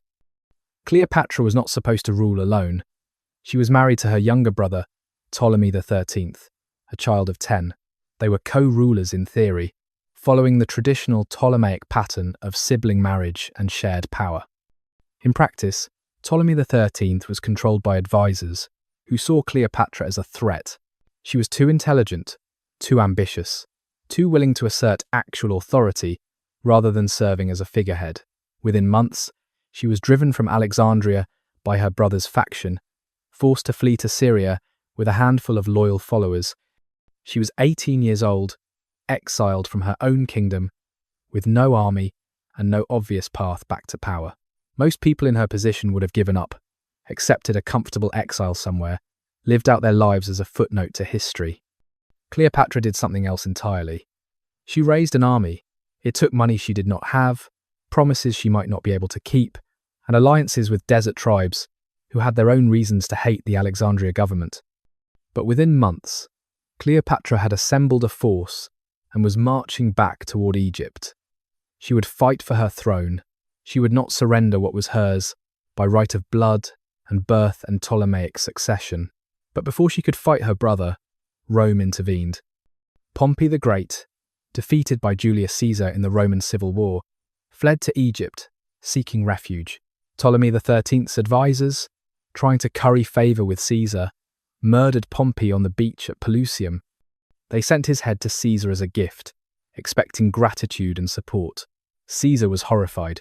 Pompey had been his enemy, but also his former ally, his daughter's husband, a Roman citizen of the highest rank. Murdering him like a common criminal was an insult to Roman dignity. When Caesar arrived in Alexandria, pursuing Pompey, he found a kingdom in chaos and a murder that offended his sense of Roman honour. He decided to settle Egypt's succession dispute himself, asserting Roman authority over who would rule this wealthy kingdom. Cleopatra saw her opportunity. She needed Caesar to back her claim against her brother, but she was outside Alexandria. Her brother controlled the palace, and Caesar was surrounded by Ptolemy XIII's supporters. How could she reach him? How could she make her case when her enemies controlled all access? The answer became legend. She had herself smuggled into the palace, rolled in a carpet. When the carpet was unrolled in Caesar's presence, out stepped the rightful queen of Egypt. It was theatrical, dramatic, and brilliant. She had bypassed all obstacles, all guards, all protocols. She stood before Caesar not as a supplicant begging for audience, but as a queen demanding her rights. Caesar was 52 years old, the most powerful man in the Mediterranean, conqueror of Gaul, victor in a brutal civil war. Cleopatra was 18, exiled, commanding no armies that mattered. But she had something Caesar valued: intelligence. They talked through the night, or so the stories say. She argued her case in perfect Greek and Latin, demonstrating her education and political acumen. She made it clear that she would be a better ally than her brother, who had just demonstrated his untrustworthiness by murdering Pompey. Caesar was convinced, or captivated, or both. He declared that Cleopatra and Ptolemy XIII should rule jointly, as their father had intended, but that Cleopatra should have primacy. This enraged Ptolemy XIII's faction. The result was the Alexandrian War, a brief but intense conflict that saw Caesar besieged in the palace quarter with only a small force, fighting against a city turned hostile. Caesar won, as Caesar usually did. Ptolemy XIII drowned, fleeing the final battle, his body recovered from the Nile wearing golden armour. Cleopatra was restored to her throne, now ruling with her younger brother Ptolemy XIV. But everyone understood that she was the real power, backed by Rome's greatest general, and clearly his favourite among Egyptian royals. She was also his lover. This was obvious and scandalous and politically useful. Cleopatra bore Caesar a son, Caesarion, Little Caesar, whom she declared the heir to both Roman and Egyptian power. This was audacious. Caesar had no legitimate son by his Roman wife. Caesarion, if recognised, could be the bridge between two civilizations, the founder of a new hybrid dynasty, combining Roman military power with Egyptian wealth and culture. But Cleopatra was playing a dangerous game. She was betting everything on Caesar's continued power and favour. She was making herself indispensable to Rome's most powerful man, while simultaneously asserting Egyptian independence and dignity. She visited Rome, staying in Caesar's villa, mixing with Roman elite who despised her as a foreign queen, interfering in Roman affairs. She was too intelligent for them, too cultured, too confident. They called her a whore and a witch, and feared her influence over Caesar. When Caesar was assassinated in 44 BC, Cleopatra's careful strategy collapsed. She had to return to Egypt, her position uncertain, her son's future unclear. The assassins claimed they killed Caesar to restore the Roman Republic, but their victory was incomplete. Caesar's adopted heir, Octavian, and his general Mark Antony divided the Roman world between them and began hunting down the assassins. Cleopatra watched and waited and calculated. She was 25 years old, ruling a kingdom that was still technically independent, but effectively dependent on Roman goodwill. She had a son by Caesar, who might be seen as threat by Caesar's heirs. She had to navigate the dangerous waters of Roman civil war, backing the right side without committing so fully that defeat would mean her destruction. She was young but no longer naive. She had learned what her father never understood, that Rome could not be bought, only managed, that power came from being necessary rather than supplicant, that a Ptolemaic queen could still play the game of Mediterranean politics if she was smart enough, bold enough, willing to risk everything on her ability to read the political winds and adjust accordingly. Cleopatra VII was the last Ptolemy, the final representative of a dynasty that had ruled Egypt for nearly 3 centuries. She inherited a broken kingdom and impossible circumstances. But she also inherited her ancestors' intelligence, their audacity, their refusal to accept limitations. She would fight for Egypt's independence until the very end. She would deploy every weapon she possessed. Her intelligence, her charm, her political skill, her willingness to form alliances that shocked conservative opinion. She would fail. The forces arrayed against her were too great, Rome's power too overwhelming, but she would fail magnificently, writing the final chapter of the Ptolemaic dynasty in letters of ambition and tragedy that would echo through history for thousands of years. The girl who smuggled herself into Caesar's presence in a carpet had become a queen determined to preserve her kingdom's independence. The woman who would face Mark Antony, form a final desperate alliance, and choose death over Roman captivity, was just beginning to understand what that determination would cost. The last act of the Ptolemaic drama was beginning. It would be memorable, the Roman gamble. After Caesar's assassination in 44 BC, the Roman world split between Caesar's assassins and his avengers. The assassins, led by Brutus and Cassius, claimed they had killed a tyrant to restore republican liberty. Caesar's loyalists, led by Mark Antony and Octavian, claimed they would avenge a murdered father and complete his work. Civil war erupted, vast and destructive, pulling in every corner of the Mediterranean. Cleopatra watched from Alexandria, calculating which side would win and what Egypt's role should be. The kingdom could not remain neutral. Both factions demanded support, financial and military. Egypt was too wealthy, too strategically located to avoid involvement. The question was not whether to choose, but when and which side. Mark Antony emerged victorious at Philippi in 42 BC, crushing the assassins' forces. He and Octavian divided the Roman world between them. Octavian took the west, Italy and Gaul and Spain. Antony took the east, Greece and Asia Minor and Syria. Egypt lay in Antony's sphere, which meant Cleopatra would deal with him, not Octavian. Antony summoned her to Tarsus in 41 BC, officially to answer charges that she had supported the assassins. This was pretext. Antony wanted to assess this Egyptian queen to determine whether she would be useful ally or potential problem. Cleopatra understood she was being tested. She also understood that this meeting was her opportunity to bind Antony to Egypt's cause. She arrived in spectacular fashion. Her barge sailed up the river Cydnus with purple sails and silver oars, the oarsmen rowing to flute music. She reclined under a gold canopy, dressed as Aphrodite, attended by servants costumed as Cupids and Graces. Incense burned on deck, perfuming the air. The crowds lining the banks stood transfixed. It was theatre, deliberate and overwhelming, designed to impress and seduce. Antony was 42 years old, Caesar's former second-in-command, a soldier more comfortable on campaign than in political intrigue. He was married to Fulvia, a powerful Roman woman, but the marriage was political convenience rather than affection. He was also notoriously susceptible to beautiful women and grand gestures. Cleopatra gave him both. They became lovers within days.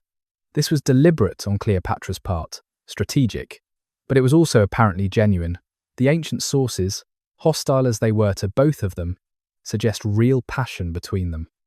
Antony found in Cleopatra someone who matched his appetites, his love of spectacle and excess. Cleopatra found in Antony someone with the power to protect Egypt and the willingness to treat her as partner rather than subject. She bore him twins in 40 BC, a boy and girl named Alexander Helios and Cleopatra Selene, sun and moon. The names were significant, combining Greek and Egyptian elements, suggesting universal rule. Cleopatra was creating a new dynasty, blending Roman military power with Ptolemaic cultural prestige and Egyptian wealth. But Antony could not stay in Egypt. He had responsibilities in the east, wars to fight, territories to administer. He returned to Rome, married Octavian's sister Octavia, to cement the alliance between them, and for several years seemed to have forgotten Cleopatra. She waited in Alexandria, raising their children alongside Caesarion, maintaining Egypt's independence, preparing for Antony's return. When he did return in 37 BC, their partnership became explicitly political. Antony recognized Caesarion as Caesar's legitimate son, a direct challenge to Octavian, who claimed Caesar's legacy for himself. He gave Cleopatra territories that had once been Ptolemaic possessions, parts of Syria, Cyprus, portions of Judea.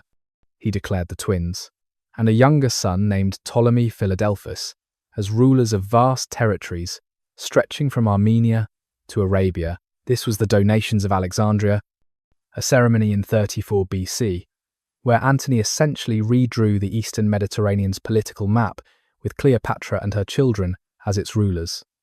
He declared Cleopatra Queen of Kings and Caesarion King of Kings. He presented himself not as Roman general but as Hellenistic monarch, consort to Egypt's queen, father to a new dynasty that would unite East and West under Egyptian-Roman rule. Rome was horrified.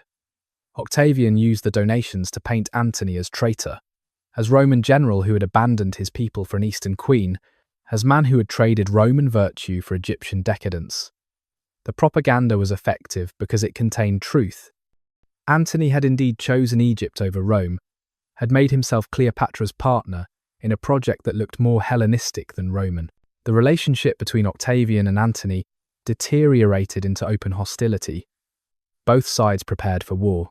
Octavian controlled Rome's legitimacy and Italy's manpower. Antony controlled the wealthy East and Egypt's resources.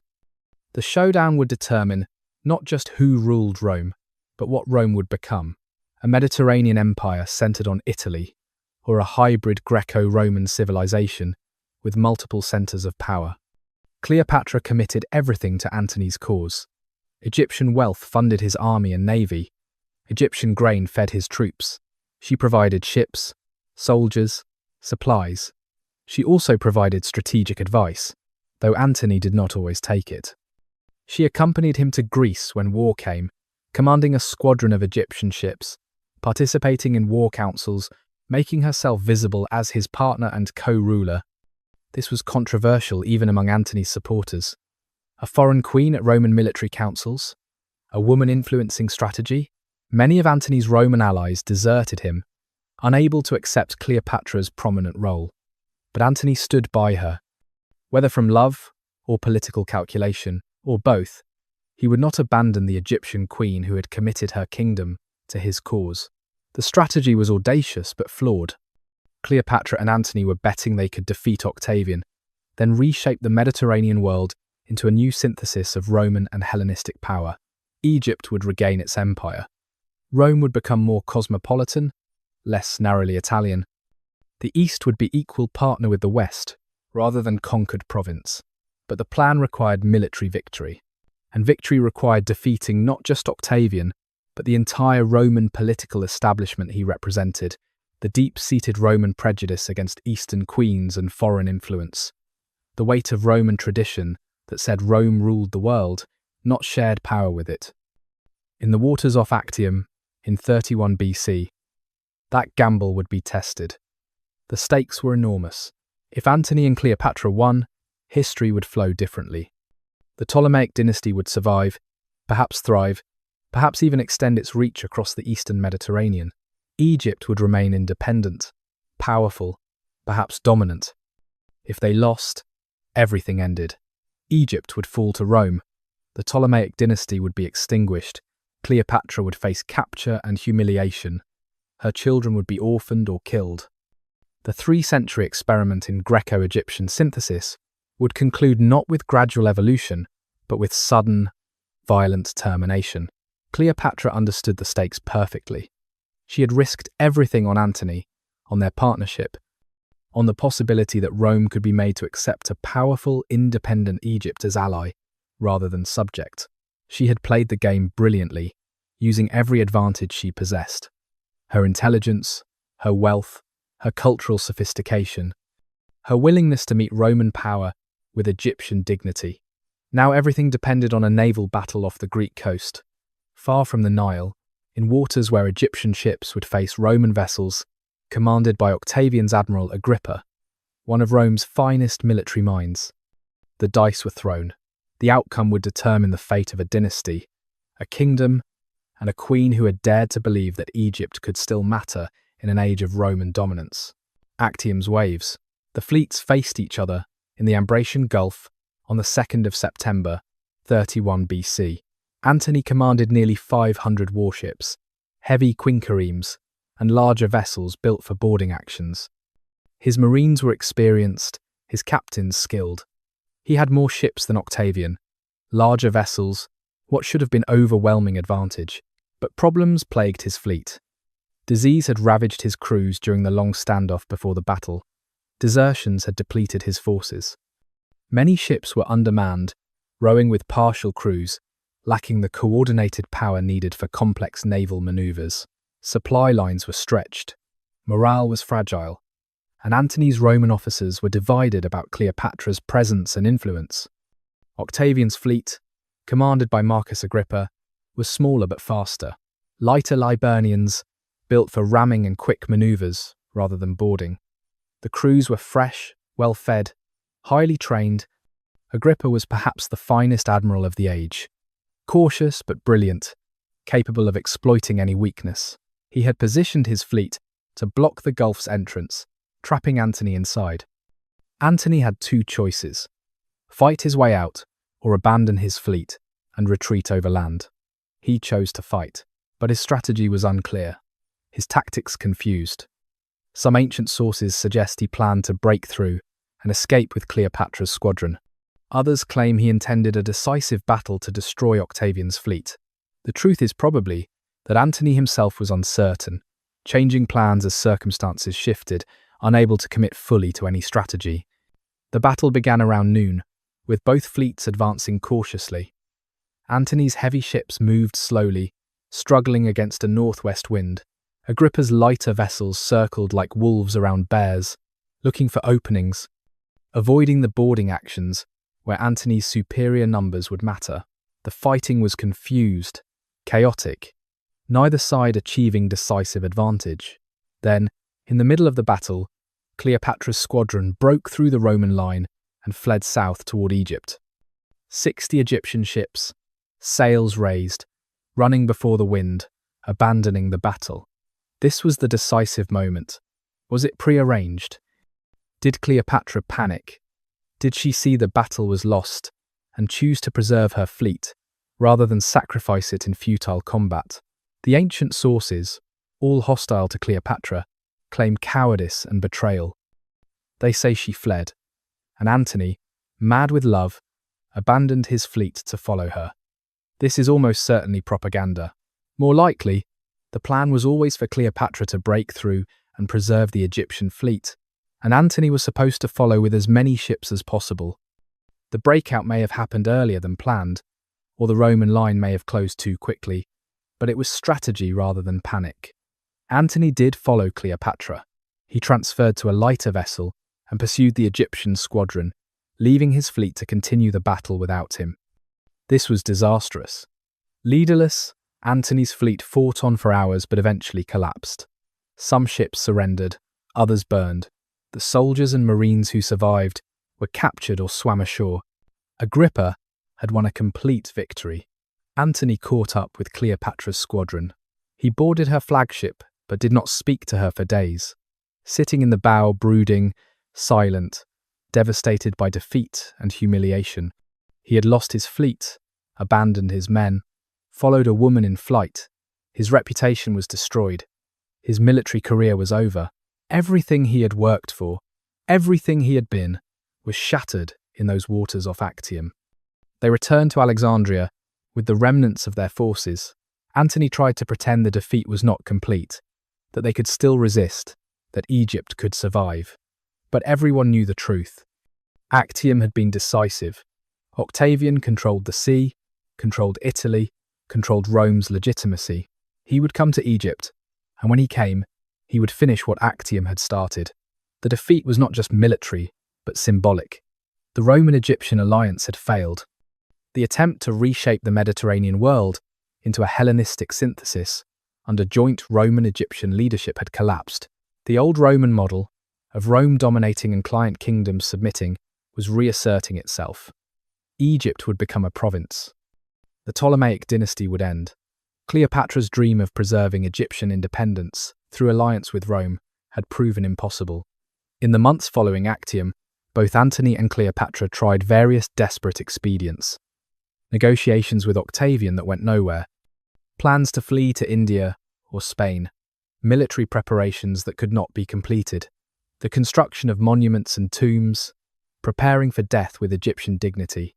They held feasts and ceremonies, maintaining appearances, pretending strength they did not possess. Octavian invaded Egypt in 30 BC, meeting little resistance. Antony's remaining forces deserted or surrendered. The man who had been one of Rome's greatest generals found himself commanding no one, fighting nothing, defeated not in glorious battle, but in slow collapse. When he heard false news that Cleopatra had killed herself, he fell on his sword. The wound was mortal but slow.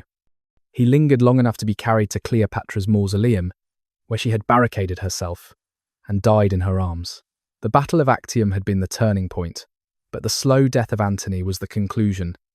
The alliance between Rome's general and Egypt's queen had ended not in sudden catastrophe, but in gradual disintegration, military defeat compounded by political impossibility. Antony could not be both Roman and Egyptian. Cleopatra could not preserve Egyptian independence through personal alliances. The fundamental power dynamics of the Mediterranean world made such arrangements unstable, ultimately doomed. The waves off Actium had washed away the last possibility of Ptolemaic survival as independent kingdom. What followed was merely aftermath, the final scenes of a tragedy already written. Cleopatra would survive Antony by days only. Egypt would survive as Ptolemaic kingdom by even less. The dynasty's end was approaching with the same slow inevitability as the tide coming in, washing away everything built on sand. The last days. The room is dim, lit by a few oil lamps that cast shadows on walls decorated with Egyptian and Greek motifs intertwined. You can smell incense, heavy and sweet, mixing with the salt air coming through windows that look out on Alexandria's harbour. Cleopatra sits on a low couch, dressed in white linen, her hair dressed in the Egyptian style, with the uraeus serpent of pharaonic authority. She is 39 years old and looks older, exhausted by stress and grief. Beside her are Iris and Charmion, her faithful attendants, women who have served her for years and who will not leave her now. They speak softly, making final preparations. Outside the mausoleum where Cleopatra has barricaded herself with her treasures, Roman soldiers patrol. Octavian has orders to take her alive if possible. He wants her for his triumph in Rome, to parade through the streets as captive queen, proof of Roman victory over exotic Eastern power. Cleopatra will not give him that satisfaction. She has negotiated for proper burial for Antony, for protection of her children, for Egyptian rituals to be performed. Octavian has agreed, or seems to have agreed, though his promises are worth little. What matters is that she will not be displayed as trophy, will not provide Roman crowds with the spectacle of defeated Egyptian royalty. The method must be certain. Poison is unreliable. A blade requires strength. She is not sure she possesses. She has arranged for a basket of figs to be brought, smuggled past the guards. Inside the basket, hidden beneath the fruit, is a snake, an asp, small and deadly. Its venom fast and relatively painless. The symbolism is perfect. The cobra was Egypt's symbol, the uraeus worn on pharaonic crowns, the protector of Egypt. She will die by Egypt's sacred creature, transforming her death into religious act rather than mere suicide. She writes final letters. One to Octavian, requesting burial beside Antony. Another to her children, words of love and advice they may never receive. Her hand is steady. She is prepared for this moment, has known it was coming since Actium, perhaps even before. The last Ptolemy will die with dignity, asserting control over the one thing she still commands, the manner and meaning of her death. The basket arrives. The guards have inspected it cursorily, seen only figs, allowed it through. Cleopatra eats a few of the figs. They taste of nothing. Everything tastes of nothing now. Then she reaches deeper into the basket, past the fruit, until she touches scales, muscle, movement. The snake is there, coiled and waiting. She draws it out carefully. It is not large, perhaps 2 feet long, its scales gleaming in the lamplight. It moves slowly, sensing warmth, seeking advantage. She places her arm near its head, offering bare skin. The snake strikes quickly, its fangs sinking into her flesh above the wrist. The pain is sharp but brief. She watches the puncture marks well with blood, watches the snake recoil and prepare to strike again. Iris and Charmion move quickly. They know their roles. Iris takes the snake from Cleopatra, offers her own arm. The snake bites again. Then Charmion, completing the pattern. All 3 bitten, all 3 dying together. They have chosen to die with their queen, rather than face Roman capture. The venom works quickly. Cleopatra feels a numbness spreading from the bite, a tingling in her fingers and toes, a strange floating sensation as her body's systems begin to fail.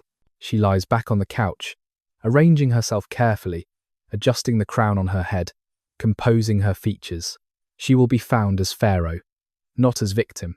Death will not rob her of dignity. The room becomes distant, sounds muffled, vision blurring at the edges. She thinks of her children, hoping Octavian will spare them, knowing he probably will not spare Caesarion. Caesar's son is too dangerous to allow to live. But perhaps the younger ones, Antony's children, perhaps they will survive. She thinks of Egypt, her kingdom, now passing to Rome. She thinks of her ancestors, 12 Ptolemies who ruled before her, who built this hybrid kingdom from ambition and brilliance. She is the last. The dynasty ends with her. Her breath grows shallow, her heartbeat slows. The numbness is complete now, a peaceful darkness spreading through her body. There is no pain, only the sensation of letting go, of surrendering to something inevitable. She has fought long enough.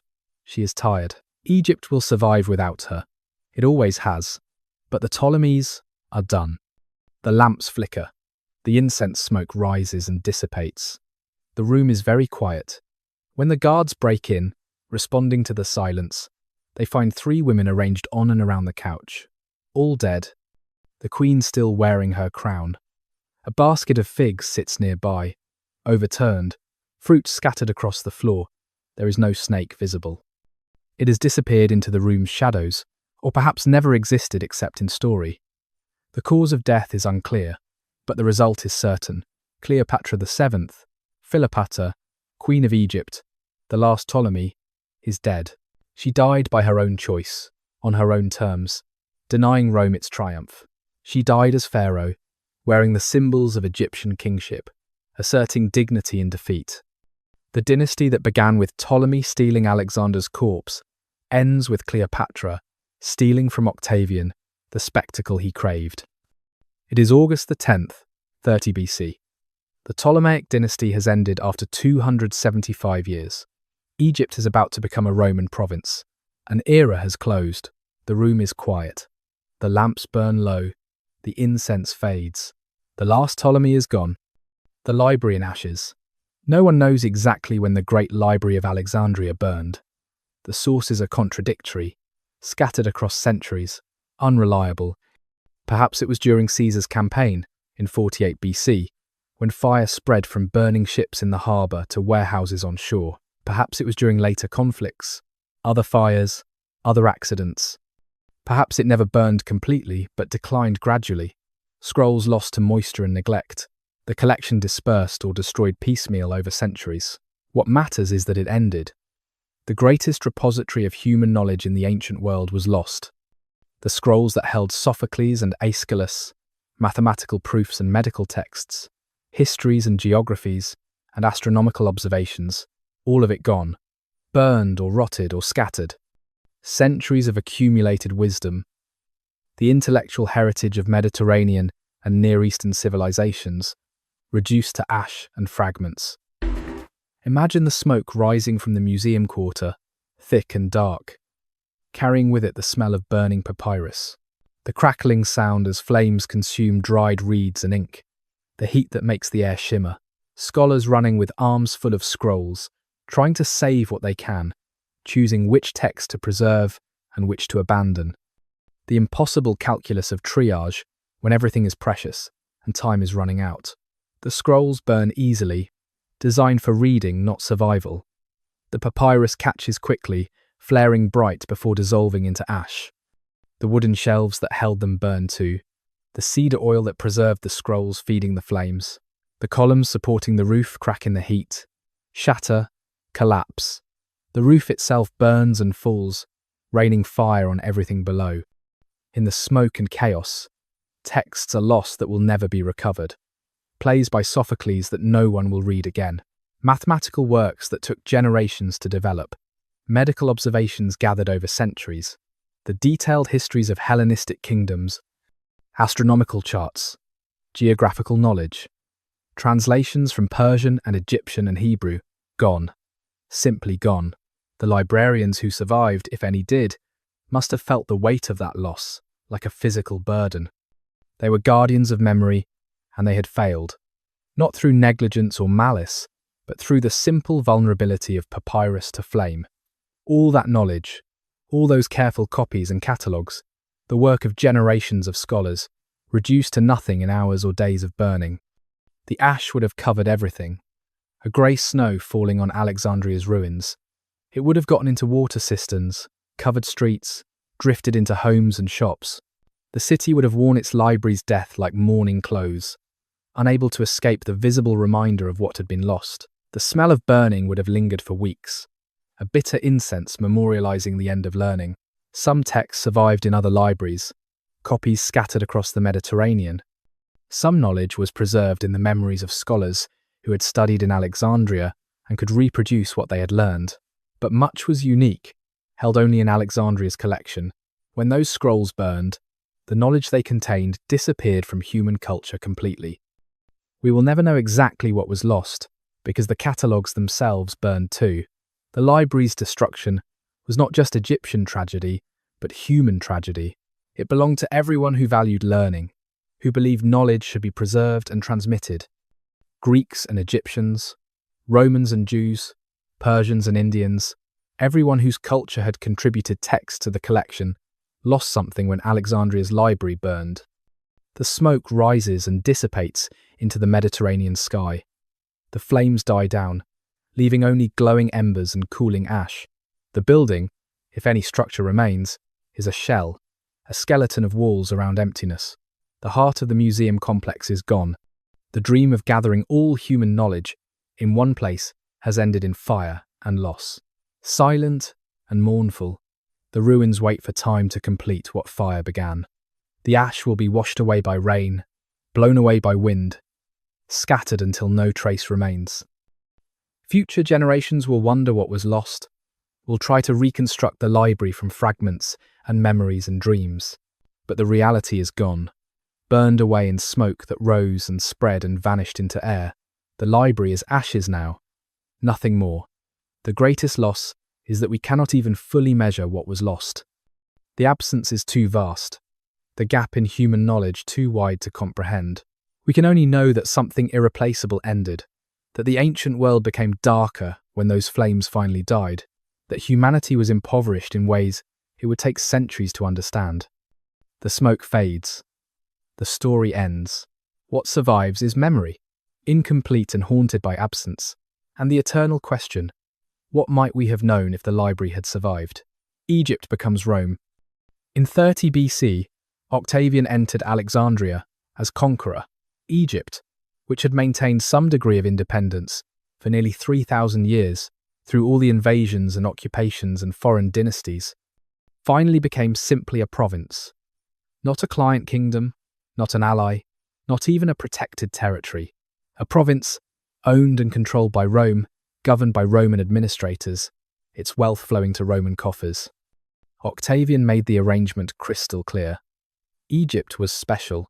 It was too wealthy, too strategically important, too potentially dangerous to be treated like other provinces. No Roman senator would govern it. No powerful aristocrat would have access to its resources. Egypt would be the personal property of the emperor himself, governed by an appointed prefect who answered only to him.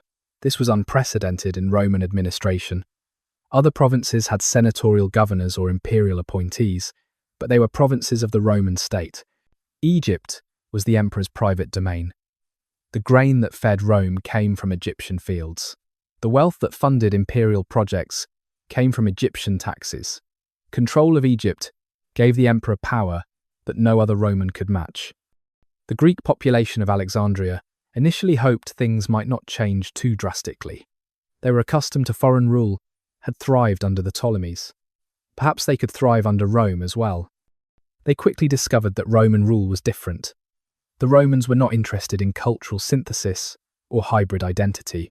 They were conquerors who took what they wanted and enforced submission through military power. The museum and library continued to function, but their glory days were past.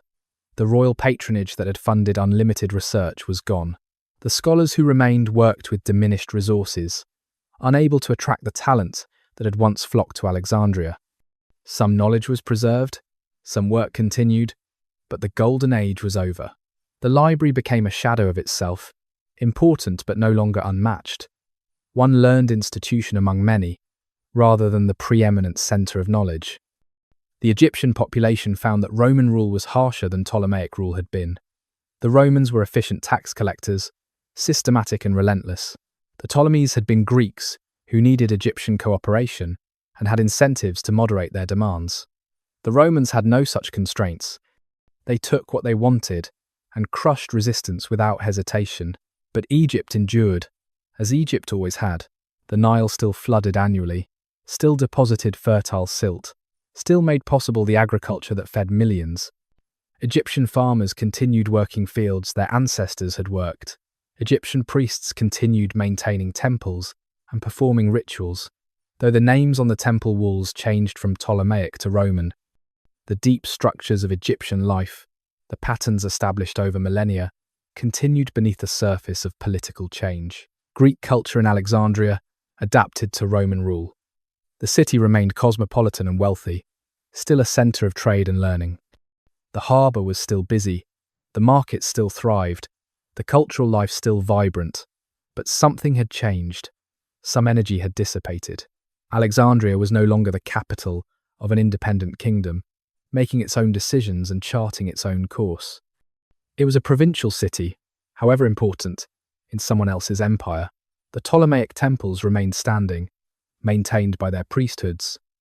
The hieroglyphs on their walls still proclaimed the divine kingship of the rulers who had built them. But those rulers were gone, their dynasty extinct. The last of Alexander's successors had fallen. The Hellenistic age was ending, giving way to the Roman age that would dominate the Mediterranean for centuries. Caesarion, Cleopatra's son by Julius Caesar, was captured and killed on Octavian's orders. The Romans could not allow Caesar's son to survive as potential rival. Cleopatra's other children were spared. Raised in Rome by Octavian's sister Octavia, Antony's widow, they disappeared into Roman society, the Ptolemaic blood diluting into Roman families, the dynasty ending not with dramatic extinction, but with quiet absorption. The transformation of Egypt from kingdom to province was remarkably smooth, considering the magnitude of change. There were no major revolts, no sustained resistance. Egypt accepted Roman rule with the same patient resignation it had shown toward all previous conquerors. The land endured, the people endured, life continued. But something precious had been lost. The experiment in cultural synthesis, the attempt to blend Greek and Egyptian civilizations into something new and remarkable, had ended. The hybrid kingdom was gone. What remained was colonial administration, efficient but uninspired, treating Egypt as resource rather than culture, as possession rather than partner. The Roman period would last longer than the Ptolemaic dynasty, would see Egypt slowly become Christian and then Muslim, would witness transformations more profound than anything the Ptolemies had accomplished. But that was distant future. In 30 BC, Egypt was simply tired, had simply accepted that independence was impossible, that the age of great kingdoms was ending, that Rome would rule and Egypt would endure. The statues of the Ptolemies stood in temples and public spaces, slowly weathering, gradually forgotten. The tombs of the Ptolemaic kings remained in Alexandria, though Alexander's body would eventually be lost, its location forgotten. The palaces fell into disrepair, were looted for building materials, disappeared beneath later construction. The physical traces of the dynasty faded. What remained was memory and legacy, the knowledge that for 3 centuries, Greeks and Egyptians had tried to build something unique, had created moments of remarkable achievement, had pushed boundaries of learning and culture and political possibility. The experiment had failed, the dynasty had ended, but what they had accomplished during their time could not be completely erased.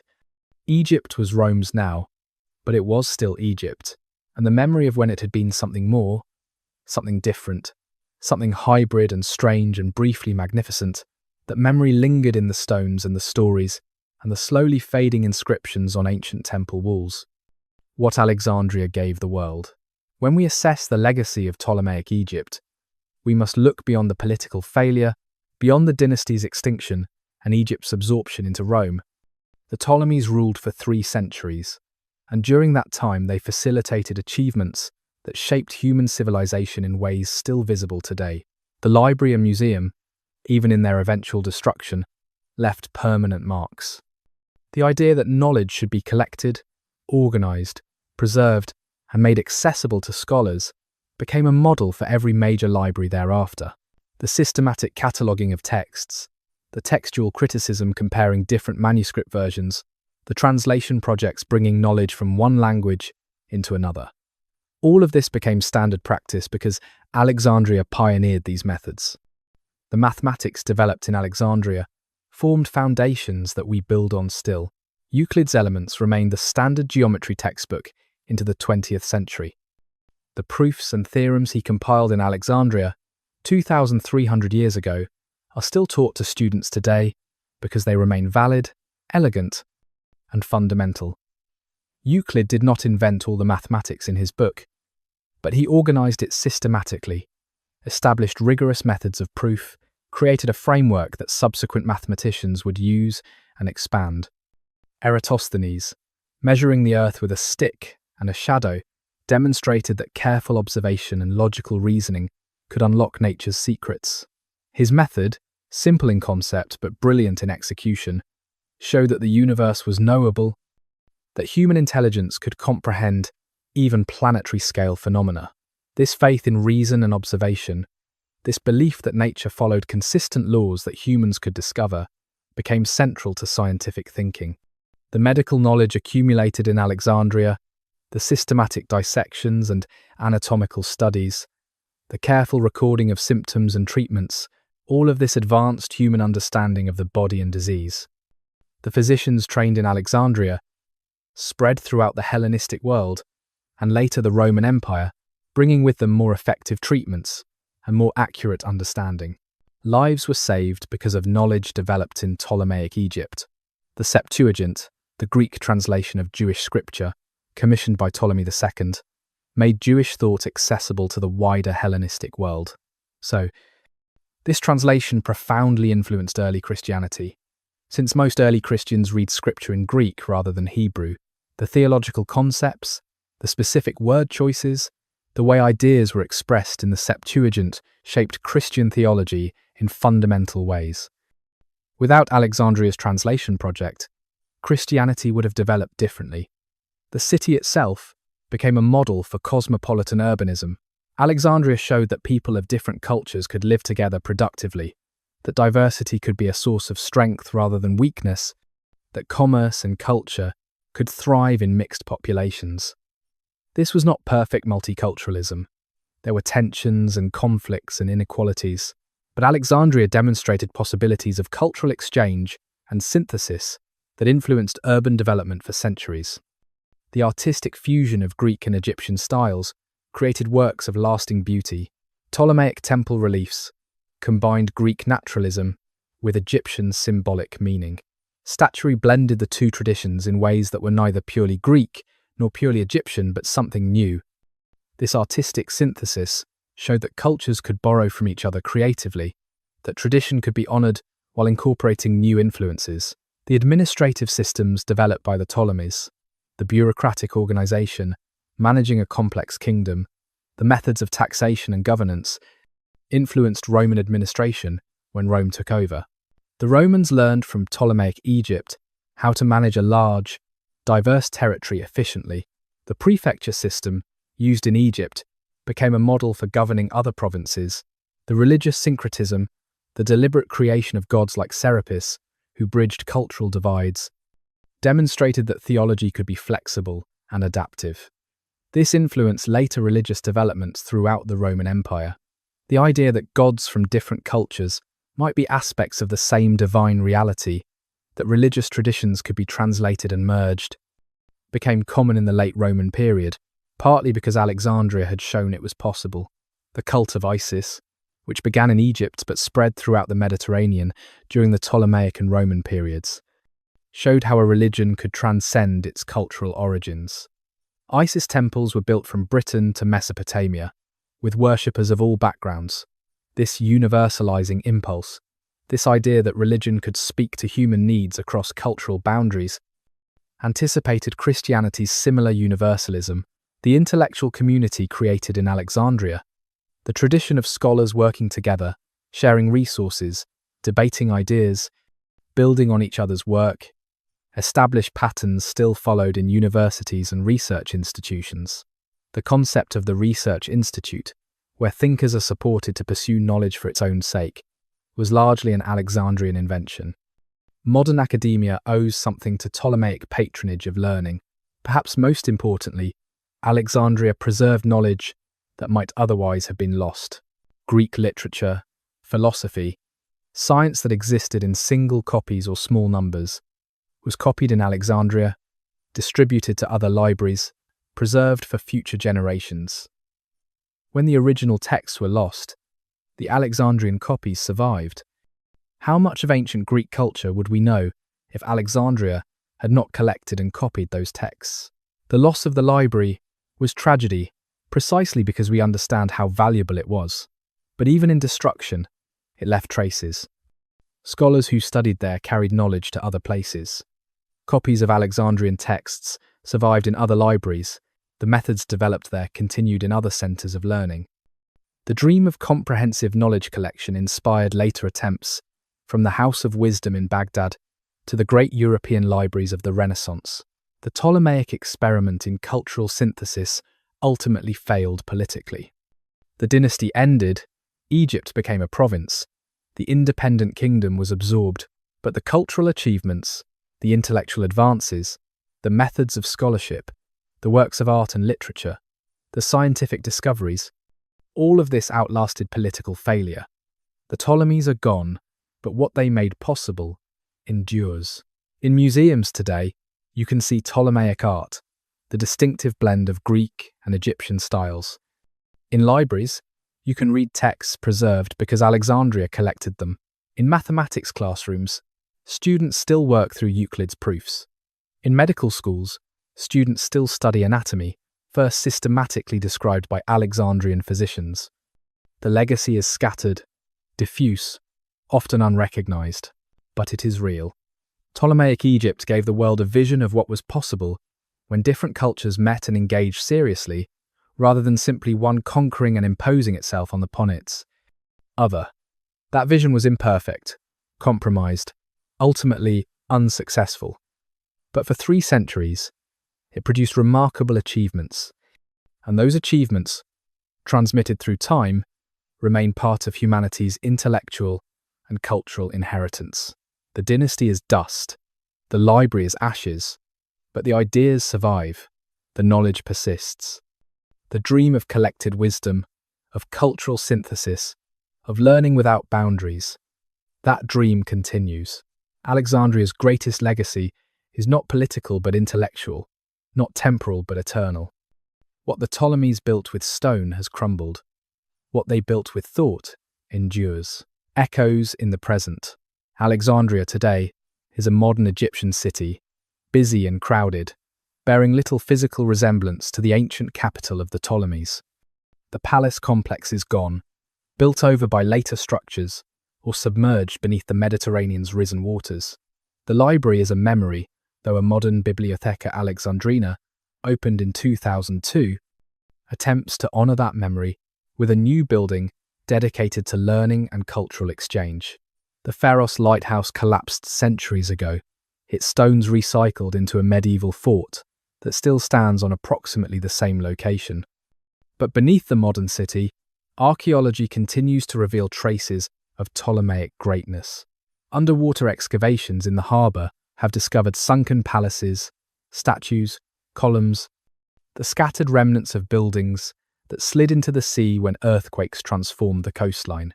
Divers swim through what was once the royal quarter, photographing Sphinx statues and granite columns, mapping streets now 20 feet below the surface. The past is not gone, but transformed, relocated to an underwater museum where fish swim past Ptolemaic kings. On land, excavations occasionally uncover Ptolemaic structures buried beneath Roman and Byzantine, and Islamic and Ottoman and modern layers. Alexandria has been continuously inhabited for over 2,300 years, and each era built upon what came before, creating an archaeological layer cake where Ptolemaic stones might support Roman walls that underpin medieval buildings that form the foundations of modern apartments. The city is a palimpsest, old text imperfectly erased beneath new writing. In museums around the world, Ptolemaic artifacts tell the story of cultural fusion. Egyptian statues with Greek faces, Greek statues wearing Egyptian crowns, temple reliefs showing Ptolemaic kings in pharaonic regalia performing ancient rituals, coins bearing portraits in Greek style, but titles in both Greek and Egyptian. Each object a small testament to the dynasty's attempt to bridge civilizations, to be simultaneously Greek and Egyptian, to synthesize rather than simply conquer. Cleopatra has become perhaps the most famous woman in ancient history. Her name recognized globally, her image recreated endlessly in art and film and literature. But the Cleopatra of popular imagination is often fantasy, bearing little resemblance to the intelligent political operator who ruled Egypt through its final crisis. She has been made into symbol, archetype, the exotic Eastern queen whose beauty supposedly seduced Roman generals. The real Cleopatra, the one who spoke 9 languages and wrote treatises on medicine and coins and government, that Cleopatra is obscured by centuries of myth-making. Yet even the mythical Cleopatra serves a purpose. She keeps the Ptolemaic dynasty in cultural memory, ensures that Alexandria remains famous, that people know Egypt was once ruled by Greeks who became something more than simple conquerors. Through Cleopatra's story, distorted as it is, millions learn about cultural contact, about power and gender, about the complexity of ruling a hybrid kingdom. The myth, imperfect as all myths are, points toward historical truth. The Rosetta Stone, discovered by French soldiers during Napoleon's Egyptian campaign in 1799, sits in the British Museum in London, still proclaiming the divine kingship of Ptolemy I in 3 scripts. It became the key to deciphering hieroglyphics, allowing modern scholars to read texts that had been mysterious for over 1,000 years. A Ptolemaic propaganda document became the tool that unlocked ancient Egyptian civilization for modern understanding. The irony would probably amuse the Ptolemies, who understood the power of multilingual communication. Modern genetics has analysed ancient DNA from Ptolemaic mummies, revealing the biological consequences of sibling marriage. The dynasty's genetic profile shows increasing homozygosity, the accumulation of recessive traits, the physical manifestation of their closed marriage system. This helps explain the health problems and possible cognitive issues visible in later Ptolemies. The dynasty's blood policy, meant to preserve purity and concentrate power, instead weakened the very line it was supposed to strengthen. Egypt today is proudly Egyptian, its national identity rooted in its ancient civilization and its Islamic heritage. The Ptolemies are foreign rulers, part of a long series of occupations and foreign dynasties that Egypt has endured and outlasted. Yet even in modern Egyptian consciousness, the Ptolemaic period represents something significant, a time when Egypt was cosmopolitan and wealthy and culturally influential. Alexandria, under the Ptolemies, is remembered as a golden age, however ambivalent Egyptians feel about Greek rule. The dream of the library, of collecting all human knowledge, continues to inspire. Digital projects attempting to catalogue and preserve humanity's cultural output explicitly reference Alexandria as their inspiration and cautionary tale. The Internet Archive, Google Books, Wikipedia, all of these are attempting what the Library of Alexandria attempted: comprehensive collection and preservation of knowledge. They understand what was lost when Alexandria burned and are determined not to lose so much again. The cosmopolitan vision of Alexandria, of people from different cultures living together, trading, learning from each other, remains relevant. In an age of globalization and mass migration, the questions the Ptolemies faced about cultural identity, integration, and synthesis are again pressing. Can distinct cultures coexist productively? Can synthesis create something valuable without erasing particular identities? The Ptolemaic experiment offers no clear answers, but demonstrates that the questions are ancient and difficult. In academic institutions worldwide, scholars still study Ptolemaic Egypt, still publish books and articles, still debate the dynasty's achievements and failures. New papyri are discovered and translated, revealing details of daily life, economic transactions, administrative procedures. Each discovery adds to our understanding of how the Ptolemaic system actually functioned, how Greeks and Egyptians actually interacted, how the hybrid kingdom managed its internal contradictions. Perhaps the ultimate legacy is simply the story itself, the narrative of a Greek dynasty that ruled Egypt for 3 centuries, that tried to blend 2 great civilizations, that created the ancient world's greatest library, that produced Cleopatra and Eratosthenes and the Pharos lighthouse. The story is dramatic and complex, full of brilliant achievements and tragic failures, grand ambitions and human flaws. It reminds us that history is not simple, that cultural contact is messy and complicated, that even great projects can fail while leaving valuable legacies. The Ptolemies are gone, their kingdom is dust, but their story endures, told and retold, analysed and reimagined, preserved in the same kind of textual transmission they themselves pioneered. They would appreciate that irony. They built a library to preserve human knowledge. Now they themselves are preserved in libraries, Their dynasty remembered in the books and articles and digital texts that constitute our collective memory. The Nile still flows through Egypt, still floods and recedes, still makes possible the agriculture that feeds millions. The river connects modern Egypt to ancient Egypt, the present to the deep past, the Egypt of Ramesses and Khufu to the Egypt of the Ptolemies, to the Egypt of today. Continuity and change intertwined, the enduring and the transient existing together, as they always have and always will. In that continuity, the Ptolemies take their place as one chapter in Egypt's vast story, neither the beginning nor the end, but a significant moment when the ancient land opened itself to the wider Mediterranean world, when Greek and Egyptian civilizations met and merged, and created something remarkable, however brief, however flawed. The echoes fade, but do not disappear completely. In libraries and museums, in underwater ruins and archaeological sites, in the continuing human quest to gather and preserve knowledge. In every attempt at cultural synthesis and cosmopolitan vision, the Ptolemaic legacy persists, not as living kingdom but as memory, not as present reality but as past achievement that still instructs and inspires. The dynasty ended, the story continues, and perhaps that is legacy enough. May these historical reflections have brought you comfort and calm. Thank you for joining me on this long journey into the past.